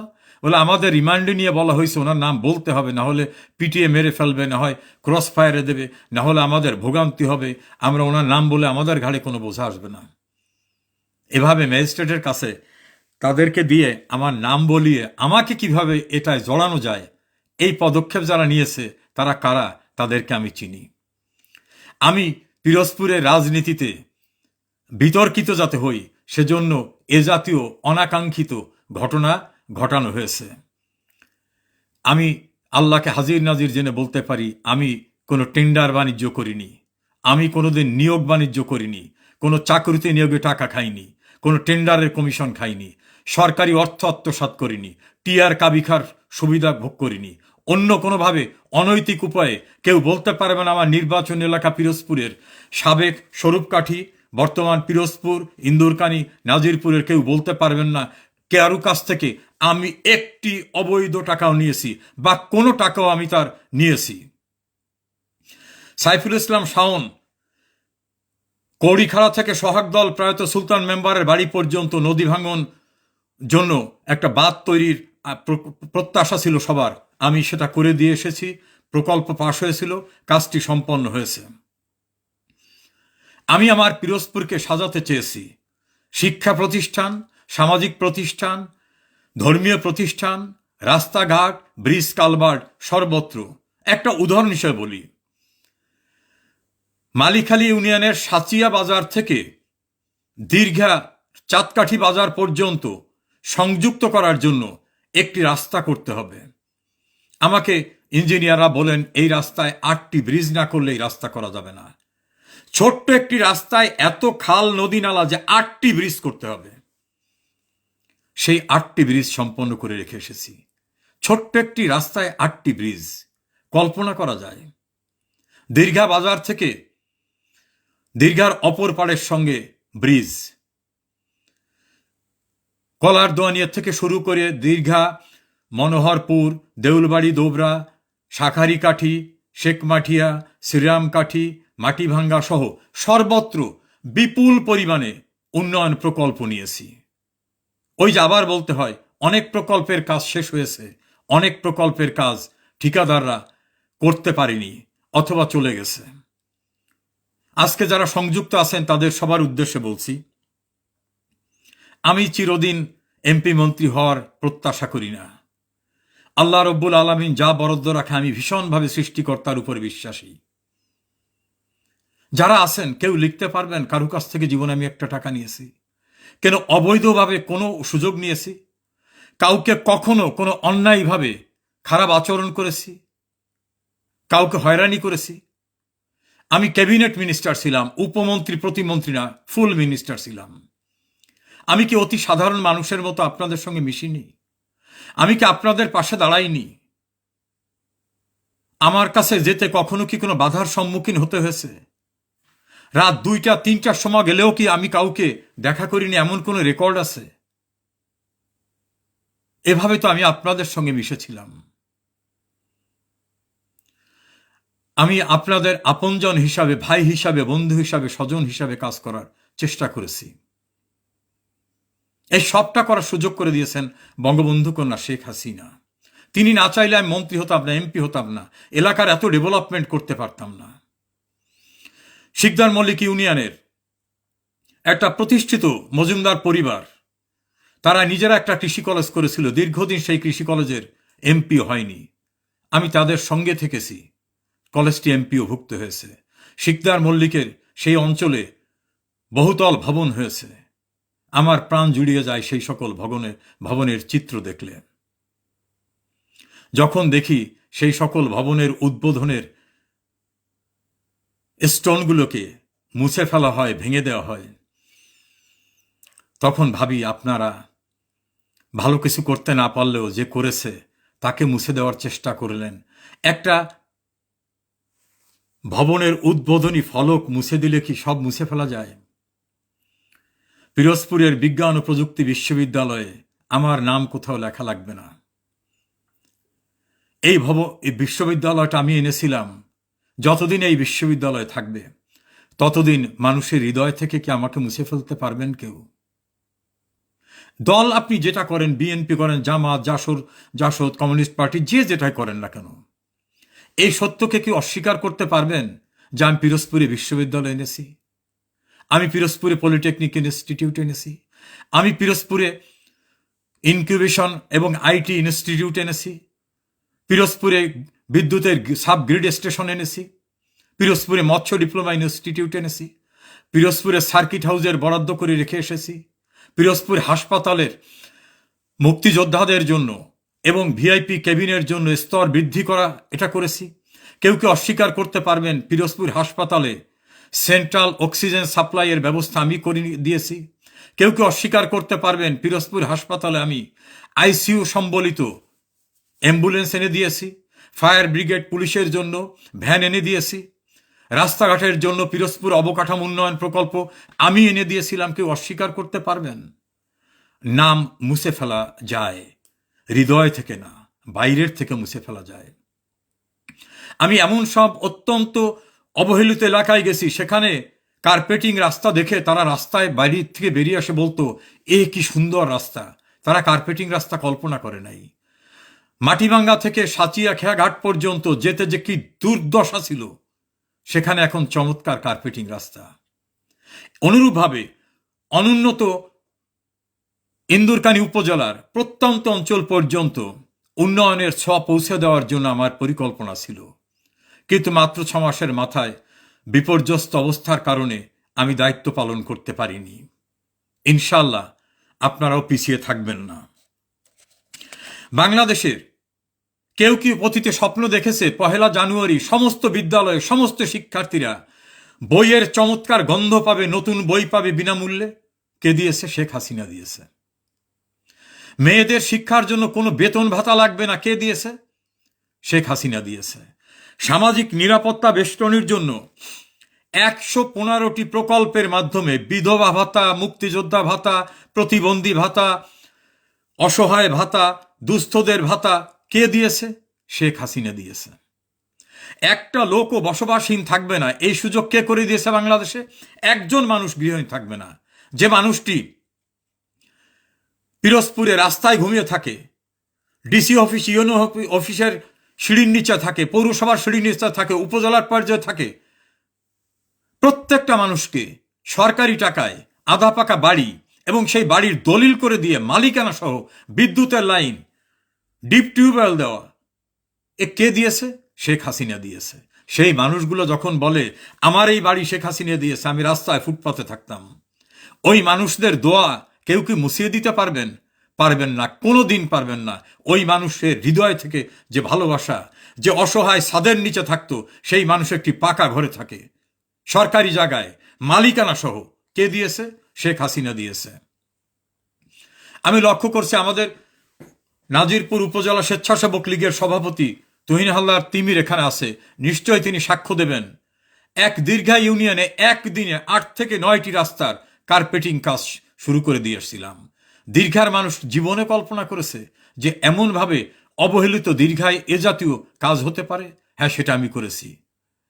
শাখারিকাটি ইউনিয়নে নদীর পাড় থেকে শুরু করে একেবারে ভাইজোড়া পর্যন্ত যাওয়ার রাস্তা, সাবেক চেয়ারম্যান সবদুল খান সাহেবের বাড়ির সামনের রাস্তা, নতুন রাস্তা থেকে শুরু করে দিয়ে এসেছি। অনেক রাস্তা নির্মাণ কাজ শেষ হয়নি।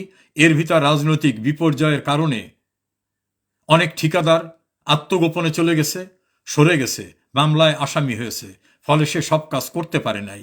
কিন্তু সেই দায় আমাকে দিয়ে গালিগালাজ করলে তো সমাধান হবে না। নাজিরপুর থেকে বৈঠাকাটা পর্যন্ত রাস্তায় আমি এমপি হওয়ার পরে সর্বপ্রথম 27 কোটি টাকা পেয়েছিলাম নির্মাণ কাজের। ওই রাস্তাটা রিপেয়ার করে দিয়েছিলাম। সেই রাস্তাটাকে বড় করার জন্য যেগুলো ব্রিজ করতে হবে, ব্রিজগুলো করে দিয়েছি। রাস্তা টেন্ডার করে দিয়েছি বিশাল টাকায়। সেই টেন্ডার যারা পেয়েছিলেন, সেই ঠিকাদার কাজ করার পূর্বেই রাজনৈতিক বিপর্যয়ে তিনি আত্মগোপনে চলে গেছেন বা বিদেশে চলে গেছেন, তিনি কাজ সম্পন্ন করেননি।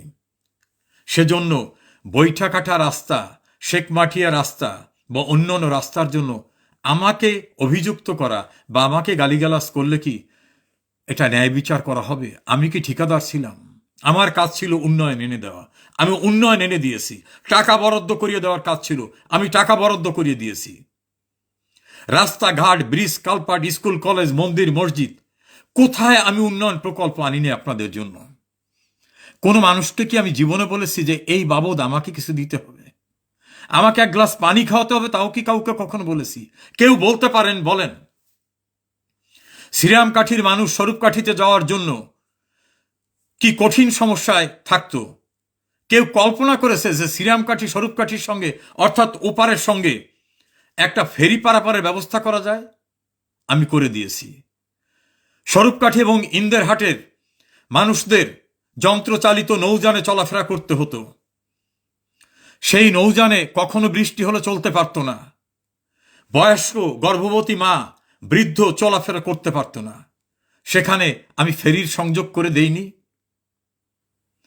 স্বরূপকাঠিতে আওয়ামী লীগের জন্য নিজস্ব কার্যালয় করার জন্য পদক্ষেপ নেইনি।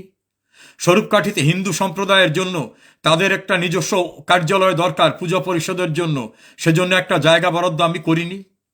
কেউ অস্বীকার করতে পারবেন? আমি সমতার ভিত্তিতে সকলকে নিয়ে, হিন্দু মুসলিম বৌদ্ধ খ্রিস্টান ধনী দরিদ্র সকলকে নিয়ে এক কাতারে চলার চেষ্টা করেছি। হয়তো সবার সঙ্গে সমান আচরণ করা সম্ভব হয়নি। আমি হয়তো একজনকে দায়িত্ব দিয়েছি যে তুমি এই কাজটা করো, কারণ আমি মন্ত্রী ছিলাম, আমাকে মন্ত্রণালয় সংক্রান্ত বিষয়ে সারা দেশে কাজ করতে হয়েছে। সেক্ষেত্রে অনেকেই সঠিক দায়িত্ব পালন করেন নাই, সবার সঙ্গে সম আচরণ করেন নাই, এমন অভিযোগ আছে। সেজন্য কি আমাকে অভিযুক্ত করা যাবে? তারপরও আমি বলি, আমার হয়ে আমার কর্মীরা বা আমার আত্মীয় স্বজন যদি কারোর সঙ্গে কখনো কোনো দুর্ব্যবহার করে থাকে, আমিও তো মানুষ, আমি আপনাদের কাছে ক্ষমা চাই, আমি দুঃখ প্রকাশ করছি। অনেকটা অনেক বেশি দায়িত্ব দিয়েছিলাম, তারা দায়িত্বটা ন্যায়সঙ্গতভাবে সর্বত্র সঠিকভাবে পালন না করে কাউকে সুযোগ দিয়েছেন, কাউকে দেন নাই, এমন অভিযোগ শুনি। নিশ্চয়ই এটা আমার জন্য একটা শিক্ষা ভবিষ্যতের জন্য। দেখুন, আমাদের করোনার সময় কি ভয়াবহ অবস্থা ছিল।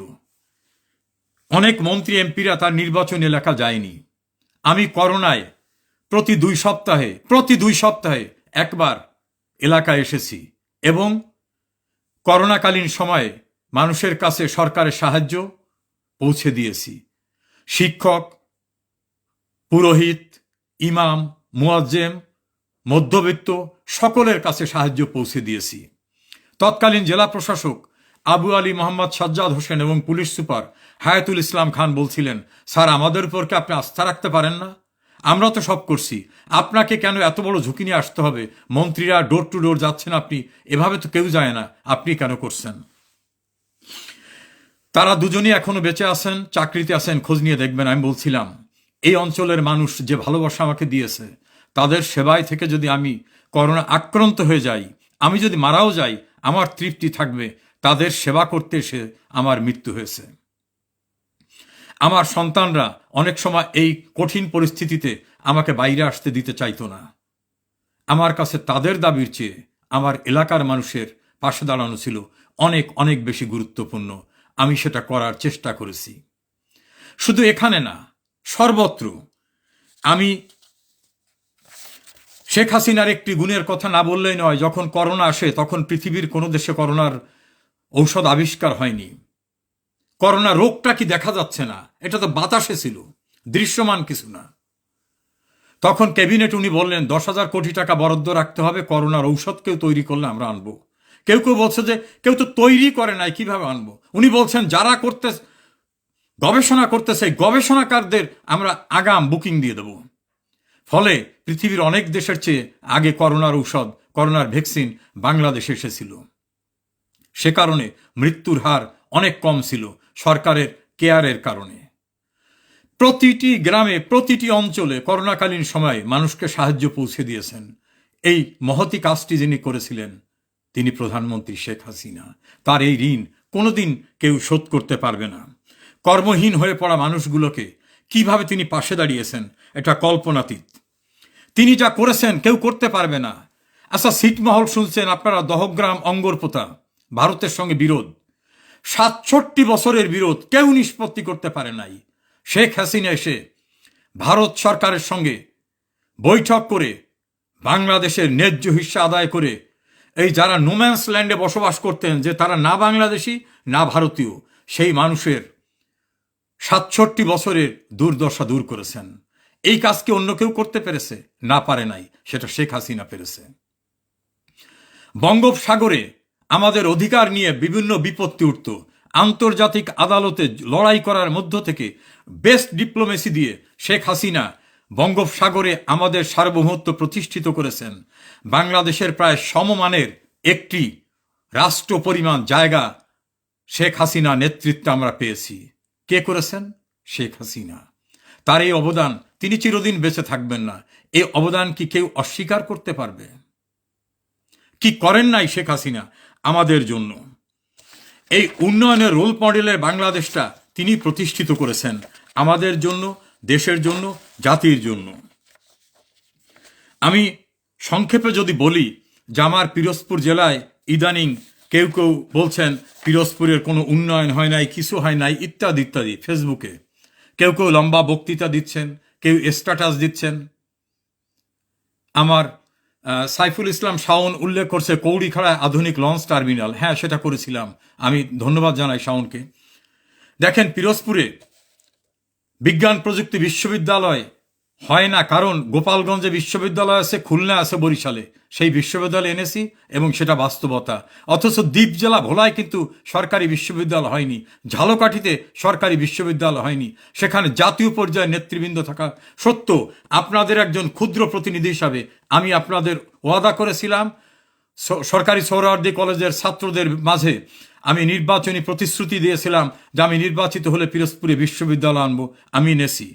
খুলনায়, বরিশালে পলিটেকনিক থাকা সত্ত্বেও পিরোজপুরে পলিটেকনিক ইনস্টিটিউট এনেছি। হুলারহাটে মৎস্য ডিপ্লোমা ইনস্টিটিউট এনেছি। টেক্সটাইল টেকনোলজি ইনস্টিটিউট এনেছি।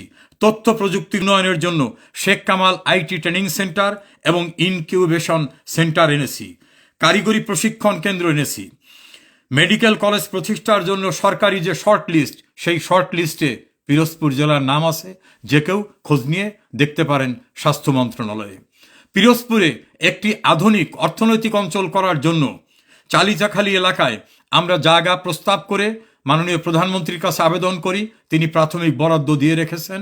সেটার উপরে সার্ভে হয়েছে। সেই সার্ভে রিপোর্ট সর্বশেষ জেলা প্রশাসক তিনি সার্ভে রিপোর্টটাও দিয়েছেন। আমি আশা করি টুডে আর টুমারো বরাদ্দ হওয়া অর্থনৈতিক অঞ্চল ইনশাল্লাহ প্রতিষ্ঠিত হবে। অর্থাৎ পিরোজপুরে বিশ্ববিদ্যালয় হচ্ছে, পিরোজপুরে শিল্পাঞ্চল হচ্ছে। ধন্যবাদ বাবুল দাদা। করোনাকালীন সময় যখন গাড়ি বন্ধ ছিল তখন শ্রমিকদের মাঝে 10 টন চাল দেওয়া হয়েছিল মাসিক। তখন বাবুল হালদার বাস মালিক সমিতির সাধারণ সম্পাদক ছিলেন এবং আমি গর্বের সঙ্গে বলতে পারি একটা সময় বাস মালিক সমিতির বাস মালিকদের উপরে নির্দয় নির্যাতন চলত। আমি সেই নির্যাতন থেকে তারা যাতে পরিত্রাণ পায় সেই পরিত্রাণের জন্য ব্যবস্থা করেছি। স্বরূপকাঠির মিয়ারহাটে বাজার উন্নয়ন প্রকল্প বাস্তবায়ন করে দিয়ে এসেছি। এরকমভাবে অসংখ্য, যেটা বলছিলাম যে মেডিকেল কলেজের স্থাপনকে অন্তর্ভুক্ত করে রেখেছি। পিরোজপুরে সরকারি গার্লস স্কুলের নতুন বর্ধিত ভবন, পিরোজপুর হসপিটালকে আধুনিকায়ন করা, স্বরূপকাঠি এবং নাজিরপুরের উপজেলা পরিষদ ভবন, আধুনিক ডাকবাংলো, তারপরে অডিটোরিয়াম কাম মাল্টিপারপাস কমিউনিটি সেন্টার, সেটা নির্মাণ কাজ শেষ হওয়ার পথে। নাজিরপুরে পূর্বের অডিটোরিয়ামের স্থানে নতুন একটি অডিটোরিয়াম বরাদ্দ করে রেখে এসেছি। জেলা পরিষদের তৎকালীন নির্বাহী ম্যাডাম নিজে গিয়ে সবকিছু পরিদর্শন করে টেন্ডার প্রক্রিয়ায় গিয়েছিলেন। এখন কি অবস্থা আছে আমি ঠিক জানি না। আর একটা গৌরবের কথা, সারা জীবন আমাকে সমালোচনা করলেও সেইটার থেকে আমাকে বুঝতে পারবেন না। পিরোজপুর যদি অনেক পুরনো একটা শহর, কিন্তু পরিকল্পিত কোনো আবাসন ব্যবস্থা ছিল না। আমি তখন গৃহায়ন গণপূর্ত মন্ত্রী। পিরোজপুরে একটা হাউজিং এস্টেট এনেছি, অর্থাৎ সরকারি আবাসন প্রকল্প, যেটা এখন পিরোজপুর কারাগারের পার্শ্ববর্তী এলাকায় ঢুকলে অসম্ভব সুন্দর একটি পরিকল্পিত আবাসিক ভবন পিরোজপুরে এনেছি, যেখানে প্লট ইতোমধ্যে অনেকে বরাদ্দ পেয়েছেন। এই পিরোজপুরের সরকারি আবাসিক এলাকাটা অকল্পনীয় ছিল অনেকের কাছে। আমি করেছি, বাস্তবায়ন করেছি। চাইলেই আমার নামটি নেম প্লেট থেকে মুছে দেওয়া যাবে। এই হাউজিং এস্টেটে যারা বসবাস করবেন, যারা এখানে থাকবেন, যারা আসবেন, যারা দেখবেন, তাদের অবশ্যই মনে করতে হবে যে এই অঞ্চলে একজন মানুষকে, এই অঞ্চলের মানুষ ভোট দিয়ে এমপি করেছিল, শেখ হাসিনা তাকে মন্ত্রী করেছিল। তিনি পিরোজপুরের ইতিহাসে সর্বপ্রথম আধুনিক সরকারি আবাসিক এলাকা পিরোজপুর হাউজিং এস্টেট করে দিয়েছেন। অত্যাধুনিক সার্কিট হাউসের টেন্ডার হবার কথা ছিল, কোন পর্যায়ে আছে আমি ঠিক জানি না, হয়তো এটা হয়ে যাবে। পিরোজপুরের সেন্ট্রাল হসপিটালে সেন্ট্রাল অক্সিজেন সরবরাহ প্রকল্পের কথা বলেছি, আইসিইউযুক্ত অ্যাম্বুলেন্সের কথা বলেছি। নাজিরপুর স্বরূপকাঠিতে আরও অনেকগুলো প্রকল্প নেওয়া হয়েছিল।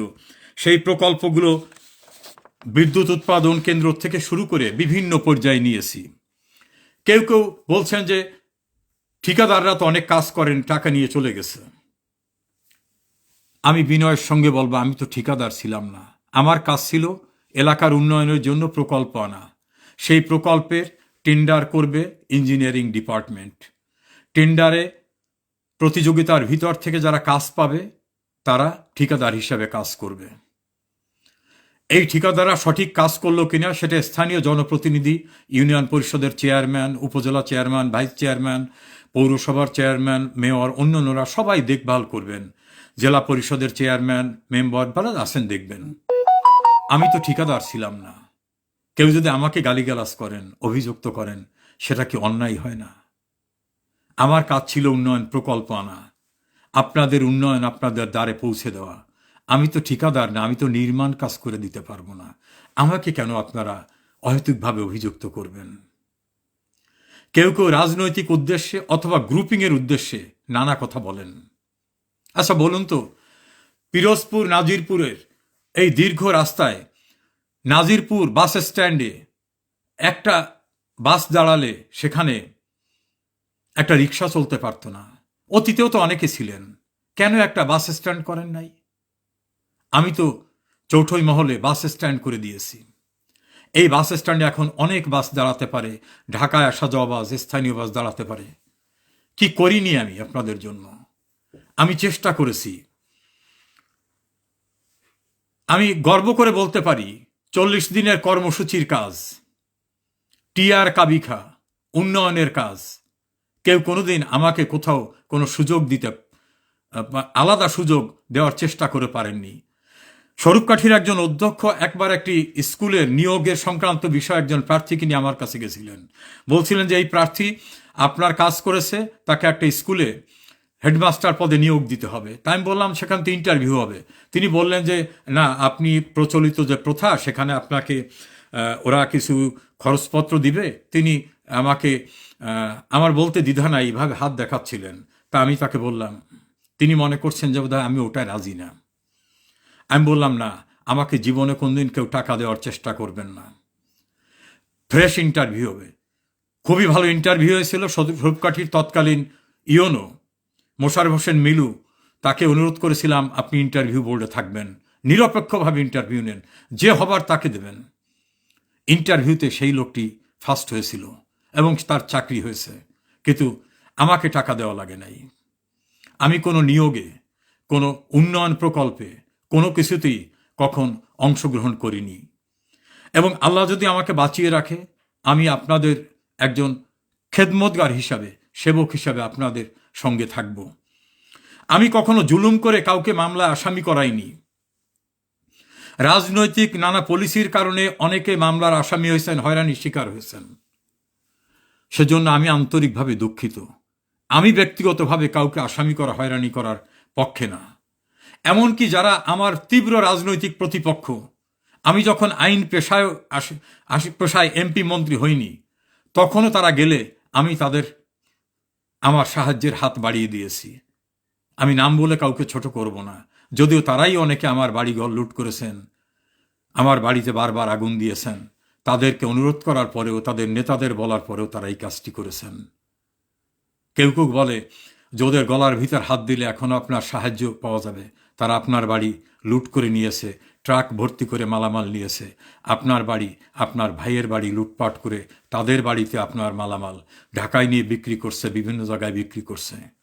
আমি এর জবাব দিয়ে বলি, আমার বাড়ি ধ্বংস করে দিতে পারে, আমার মালামাল লুট করে নিতে পারে, আমার এইটা নিতে পারবে না।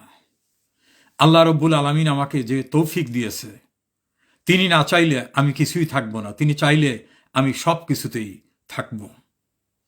আমি ধন্যবাদ শাওন, আমি কোনো স্কুল কলেজে অশিক্ষিত লোকদেরকে প্রতিষ্ঠিত করার জন্য কখনো জুলুম করিনি। এসএসসি পাশ করেনি এমন লোকদেরকে কলেজের চেয়ারম্যান করার প্রবণতা আমার ভিতরে কখনো ছিল না। পিরোজপুরে যারা শিক্ষা অফিসার হিসেবে কাজ করেছেন, পিরোজপুরে জেলা প্রশাসক, পুলিশ সুপার, অফিসার ইনচার্জ হিসেবে কাজ করেছেন, তারাই বলতে পারবেন আমি কোনো অবৈধ চাপ সৃষ্টি করেছি কিনা। বরং অনেক সময় উন্নয়ন প্রকল্পে তারা বাধা সৃষ্টি করছেন।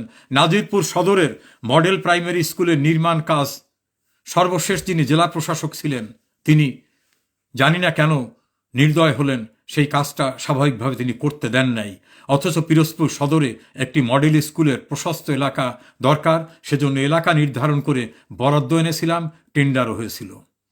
এরকম অনেকে অনাকাঙ্ক্ষিত অনেক কাজ করেছেন, কিন্তু আমার মনে হয়েছে আমি জনপ্রতিনিধি, তারা সরকারি চাকরিজীবী, তারাও প্রজাতন্ত্রের কর্মচারী, বিরোধে যাওয়া ঠিক না।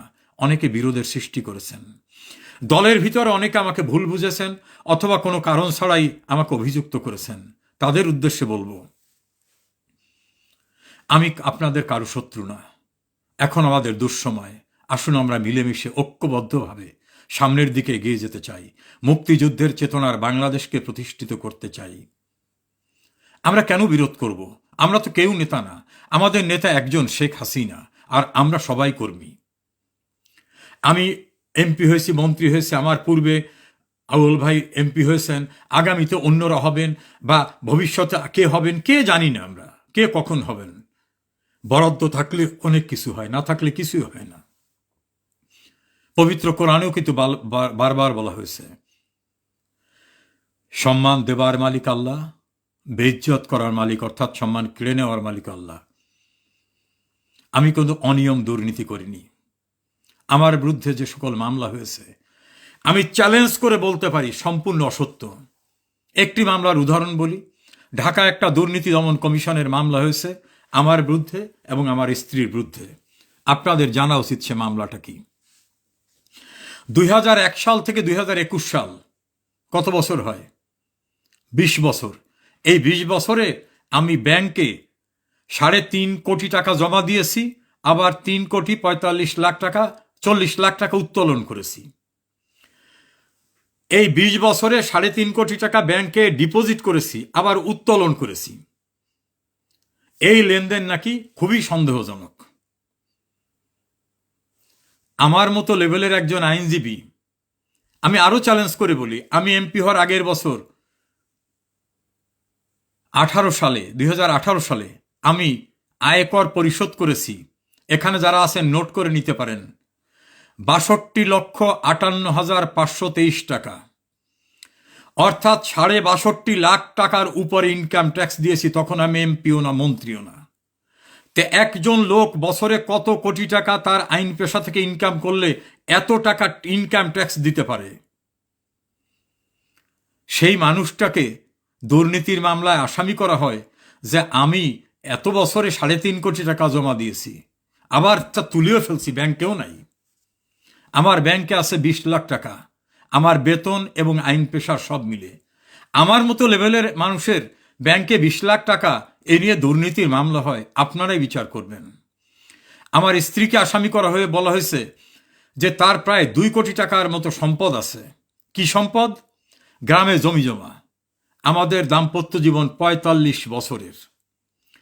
45 বছরের জীবনে আমার স্ত্রী, আমার মতো ফ্যামিলির একজন মহিলার বাজার থেকে সংগৃহীত টাকা, প্রতিরক্ষা সঞ্চয়পত্র থেকে পাওয়া টাকা, এসডিপিএস থেকে পাওয়া, পৈতৃক বাড়ির থেকে পাওয়া, তার গ্রামের জমি জমা, এই জমি জমা আবার 1% এমপি মন্ত্রী হওয়ার পরের না, এগুলো সব তার পূর্বের। এবং ইন্টারেস্টিং বিষয় হলো সবগুলোই ইনকাম ট্যাক্সে উল্লেখ করা আছে। সবসময় ইনকাম ট্যাক্সে ফাইলে দেওয়া আছে এবং ট্যাক্স পরিশোধ করা আছে। তাকেও হেনস্থা করার জন্য মামলার আসামি করা হয়েছে। কত হাস্যকর কাহিনী। শত শত কোটি টাকা লুটপাটকারীদের বিরুদ্ধে মামলা হলে সেটা একটা জিনিস, আমার ব্যাংকে 10 লাখ টাকা থাকায় আমার মতো লোকের বিরুদ্ধে দুর্নীতির মামলা হয়। 10 লাখ টাকা নাজিরপুর, পিরোজপুর, ইন্দুরকানী, স্বরূপকাঠির যে কোনো একজন মুদি দোকানদারের কাছেও থাকে। আবার পিরোজপুরের এলজি আরডির টেন্ডার সংক্রান্ত বিষয়েও মামলায় আমাকে এবং আমার ছোট ভাইকে জড়াবার চেষ্টা করেছে, তদন্তে কোনো সম্পৃক্ততা পাওয়া যায়নি। এখন গ্রেপ্তারকৃত আসামিদের দিয়ে বলানো হচ্ছে তোরা বলবি এই মন্ত্রী জোর করছে সেই জন্য আমরা বিল দিছি। কিন্তু তারা খেয়াল করে নাই বিল যখন দিয়েছে তখন আমি আদৌ মন্ত্রী ছিলাম না। মিথ্যা কথা বললে হবে, সাজানো কাহিনী। আমি আমাদের যুবলীগ নেতা জিয়াউল হাসানকে সংযুক্ত দেখছি, আরো অনেককে, ছাত্রলীগের সেক্রেটারি আলামিনকে দেখছি, আরো অনেককে দেখছি। অনেকদিন আপনাদের সঙ্গে কথা হয় না। মোহাম্মদ রাব্বি শেখ সহ বিভিন্ন পর্যায়ের সাইফুদ্দিন হাওলাদার অনেকে দেখছি সম্পৃক্ত আছেন। আমি একজন আইনজীবী, প্রায় 40 বছরের কাছাকাছি আইন পেশায়। আমি চাকরি পেয়ে চাকরি করিনি। গুরুত্বপূর্ণ চাকরি অফার আসছিল আমি যখন আইনজীবী। ব্যারিস্টার শফিক আহমেদ জীবিত আছেন, আপনারা তার কাছ থেকে শুনে দেখবেন। আমি যুক্ত হইনি। আমার মুক্ত জীবন ভালো লাগে। আবার যখন সুযোগ আসবে আমি আইন পেশায় ফিরে যাব। আমি পছন্দ করি মানুষের কাছে থাকতে। আমি পিরোজপুর সদরের এমপি মন্ত্রী হওয়া সত্ত্বেও সার্কিট হাউসে না থেকে আমার প্রিয় গ্রাম অঞ্চলে নাজিরপুরে থেকেছি। গ্রামের মানুষ আমাকে টানে, গ্রামের পরিবেশ আমাকে ভালোবাসে। আমার ভালো লাগে তারাবুনিয়া বাজারে বসে থাকতে, চায়ের দোকানে, ভাইজোড়ায় চায়ের দোকানে বসতে, মাটিভাঙ্গায় চায়ের দোকানে বসতে, পিরোজপুরের বেকুটিয়া ঘাটে ছোট্ট চায়ের দোকানে বসে বিস্কিট কলা খেতে, অর্ডিনারি মানুষের মতো জীবন যাপন করতে। আমি কোনো জমিদার পরিবারে জন্ম নেইনি। আমি অতি সাধারণ মানুষ। আমার কাছে হিন্দু সম্প্রদায়ের যত পূজা পার্বণ গেছে, সরকারি কোনো জরুরি কাজ না থাকলে সবখানে উপস্থিতির কেউ ঘাটতি দেখেননি। মুসলিম সম্প্রদায়ের ওয়াজ মাহফিল সহ মাদ্রাসার বড় বড় অনুষ্ঠানে বা নামাজে আমাকে অনুপস্থিত দেখেননি। আমি পিরোজপুরের মানুষদের মাঝে সম্প্রীতি দেখেছি। আমার কাছে হিন্দুদের মন্দিরের উলুধ্বনি, মসজিদের আজান দুটিই শ্রদ্ধার। আমি মনে প্রাণে একজন মুসলমান, কিন্তু ব্যক্তি মানুষ হিসাবে, একজন বাঙালি হিসাবে, একজন জনপ্রতিনিধি হিসাবে আমি বাঙালি। এ কারণে আমি আপনাদের প্রতি সবসময় আমার নৈবেদ্য, ভালোবাসা ও শ্রদ্ধা সবসময় রাখি। অনেক অত্যাচার নির্যাতনের মুখোমুখি হয়ে জীবন বাঁচাতে কঠিন পরিস্থিতিতে আমাকে দেশ ছেড়ে আসতে হয়েছে। আমি দেশের ভিতর থাকলে হয়তো এখন কারাগারে থাকতাম, নাকি মবের হাতে রাস্তাঘাটে আমার মৃত্যু হতো আমি জানি না। আত্মরক্ষার জন্য আমাদের ধর্মীয় পূর্বপুরুষরাও কিন্তু হিজরত করেছেন, দূরে যেতে বাধ্য হয়েছেন। আমার প্রতি একটি গ্রুপের প্রচণ্ড ক্ষোভ ছিল। তারা আমাকে পেলে হয়তো মেরেই ফেলত, অথবা কারাগারের নির্যাতনের শিকার হতাম। সেই সময় আত্মরক্ষার জন্য পরনের কাপড়টা ছাড়া আর কিছু নিয়ে আমি বের হতে পারিনি। আমার ঢাকার বাসা, নাজিরপুরের বাসা, আমার ছোট ভাই উপজেলা চেয়ারম্যান শাহিনের বাসা, নাজিরপুরের উপজেলা ভাইস চেয়ারম্যান মোস্তাফিজুর রহমান রঞ্জুর বাসা সহ কিচ্ছু নেই। আমি বাসার থেকে আমার মোবাইল ফোনটা, আমার চশমাটা নিয়ে বের হতে পারিনি।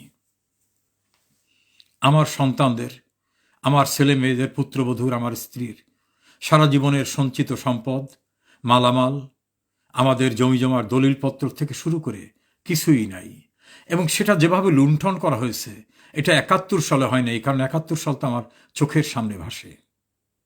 এবং যারা লুণ্ঠন করেছেন তাদের অনেককেই আমি বিভিন্নভাবে সাহায্য করেছি, সহযোগিতা করেছি। যখন আমি এমপি মন্ত্রী ছিলাম না তখনও করেছি।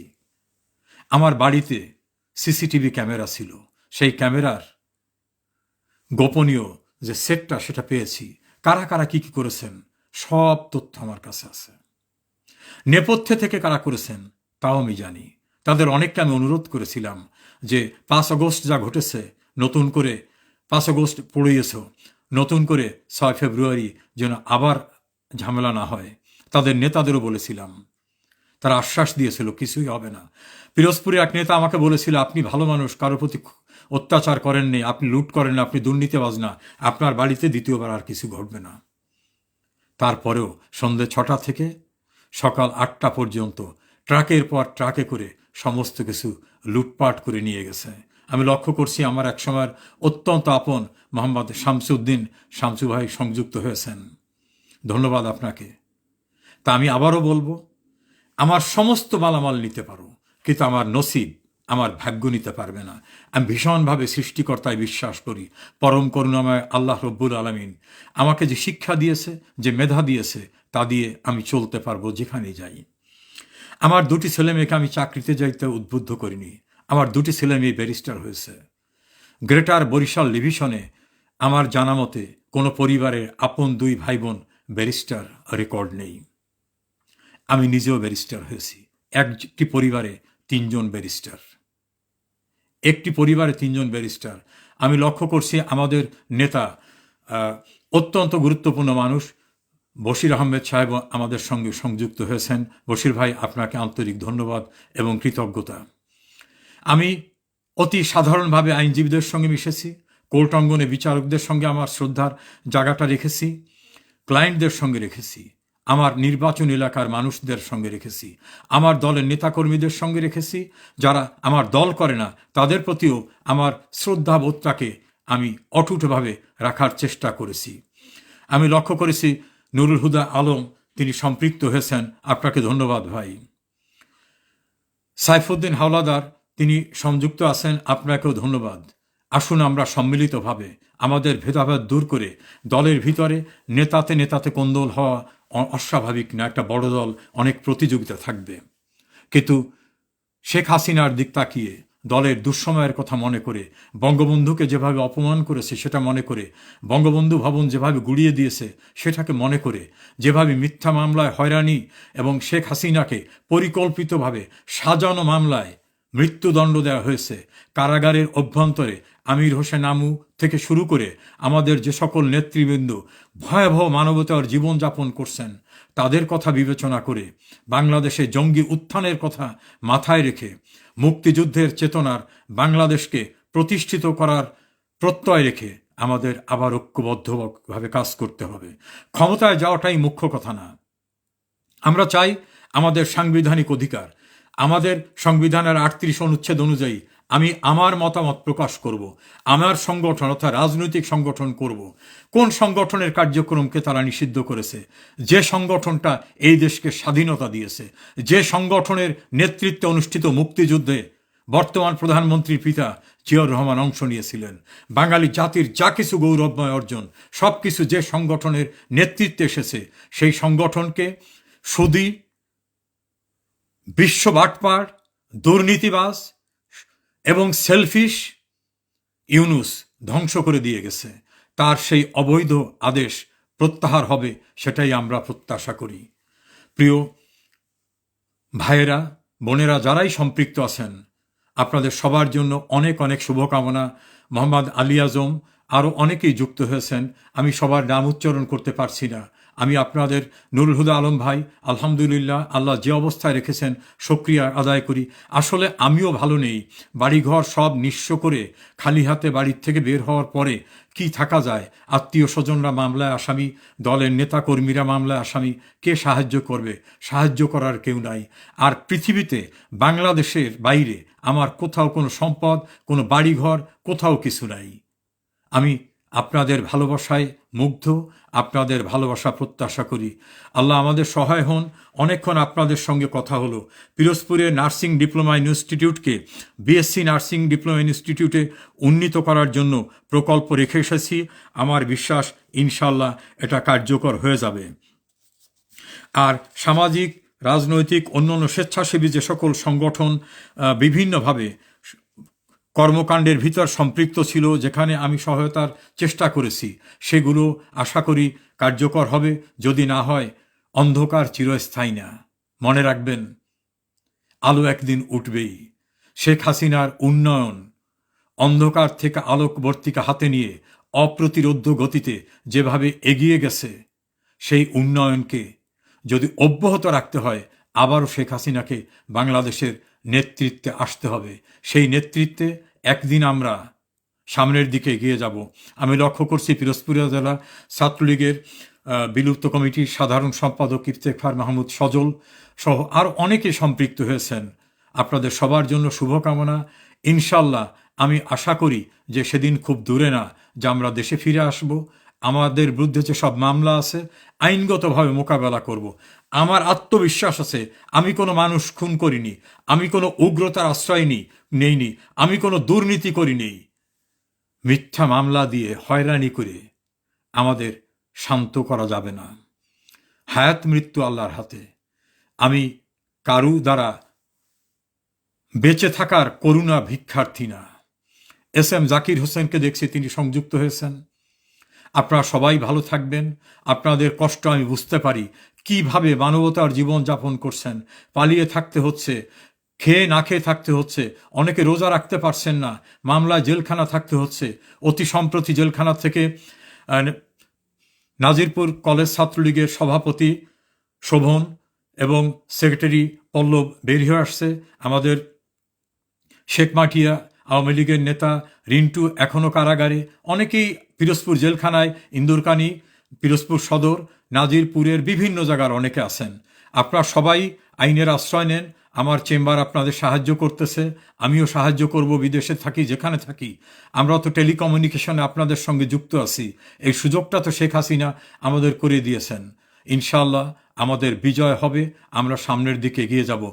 আমরা কোনো সন্ত্রাস করব না। অহিংস আন্দোলনের মধ্য দিয়ে মানুষই চায় শেখ হাসিনা ফিরে আসুক। মানুষই বলে শেখ হাসিনার আমলেই ভালো ছিলাম। এখনও দেখি যখন সরকারি সাহায্য বন্টন করা হয়, যে বস্তাটা মানুষ মাথায় নিয়ে যাচ্ছে, সে বস্তায় লেখা আছে শেখ হাসিনার সাহায্য। অর্থাৎ শেখ হাসিনা যা কিছু বাংলাদেশে জমা করে রেখে এসেছেন সেটা দিয়েই এখনো চলছে। ইউনূস নিজে ভয়াবহ দুর্নীতি করেছে, সরকারি ট্যাক্সের টাকা মাফ করা সহ নিজে সুযোগ সুবিধা নিয়েছে, তার দুর্নীতির মামলা প্রত্যাহার করেছে। আজ হোক কাল হোক, রাষ্ট্রদ্রোহিতার অভিযোগে, দুর্নীতির অভিযোগে এই ইউনূস এবং তার শাগরেদদের বিচার হবেই হবে। বাংলাদেশের মাটি মুক্তিযুদ্ধের মাটি, বাংলাদেশের মাটি ৩০ লক্ষ শহীদের রক্তদানের মাটি, ২ লক্ষ মা-বোনের সম্ভ্রমের বিনিময়ে প্রাপ্ত মাটি। এই মাটি আমরা নিশ্চয়ই কারু কাছে ছেড়ে দিতে পারি না। অপরাধীদের অভয় অরণ্য এই বাংলাদেশ হবে না। ইনশাল্লাহ আমাদের বিজয় হবে। আজকে অনেকের সঙ্গেই সংযুক্ত হয়েছি, অনেকের সঙ্গেই কথা হলো। ইনশাল্লাহ আবার আপনাদের সঙ্গে কথা হবে। আমি সুমনকে দেখছি, আরও অনেককে দেখছি যারা সম্পৃক্ত আছেন। আপনারা সবাই ভালো থাকবেন, আমার জন্য দোয়া করবেন। আল্লাহ আমাদের সহায় হন। জয় বাংলা, জয় বঙ্গবন্ধু, বাংলাদেশ চিরজীবী হোক।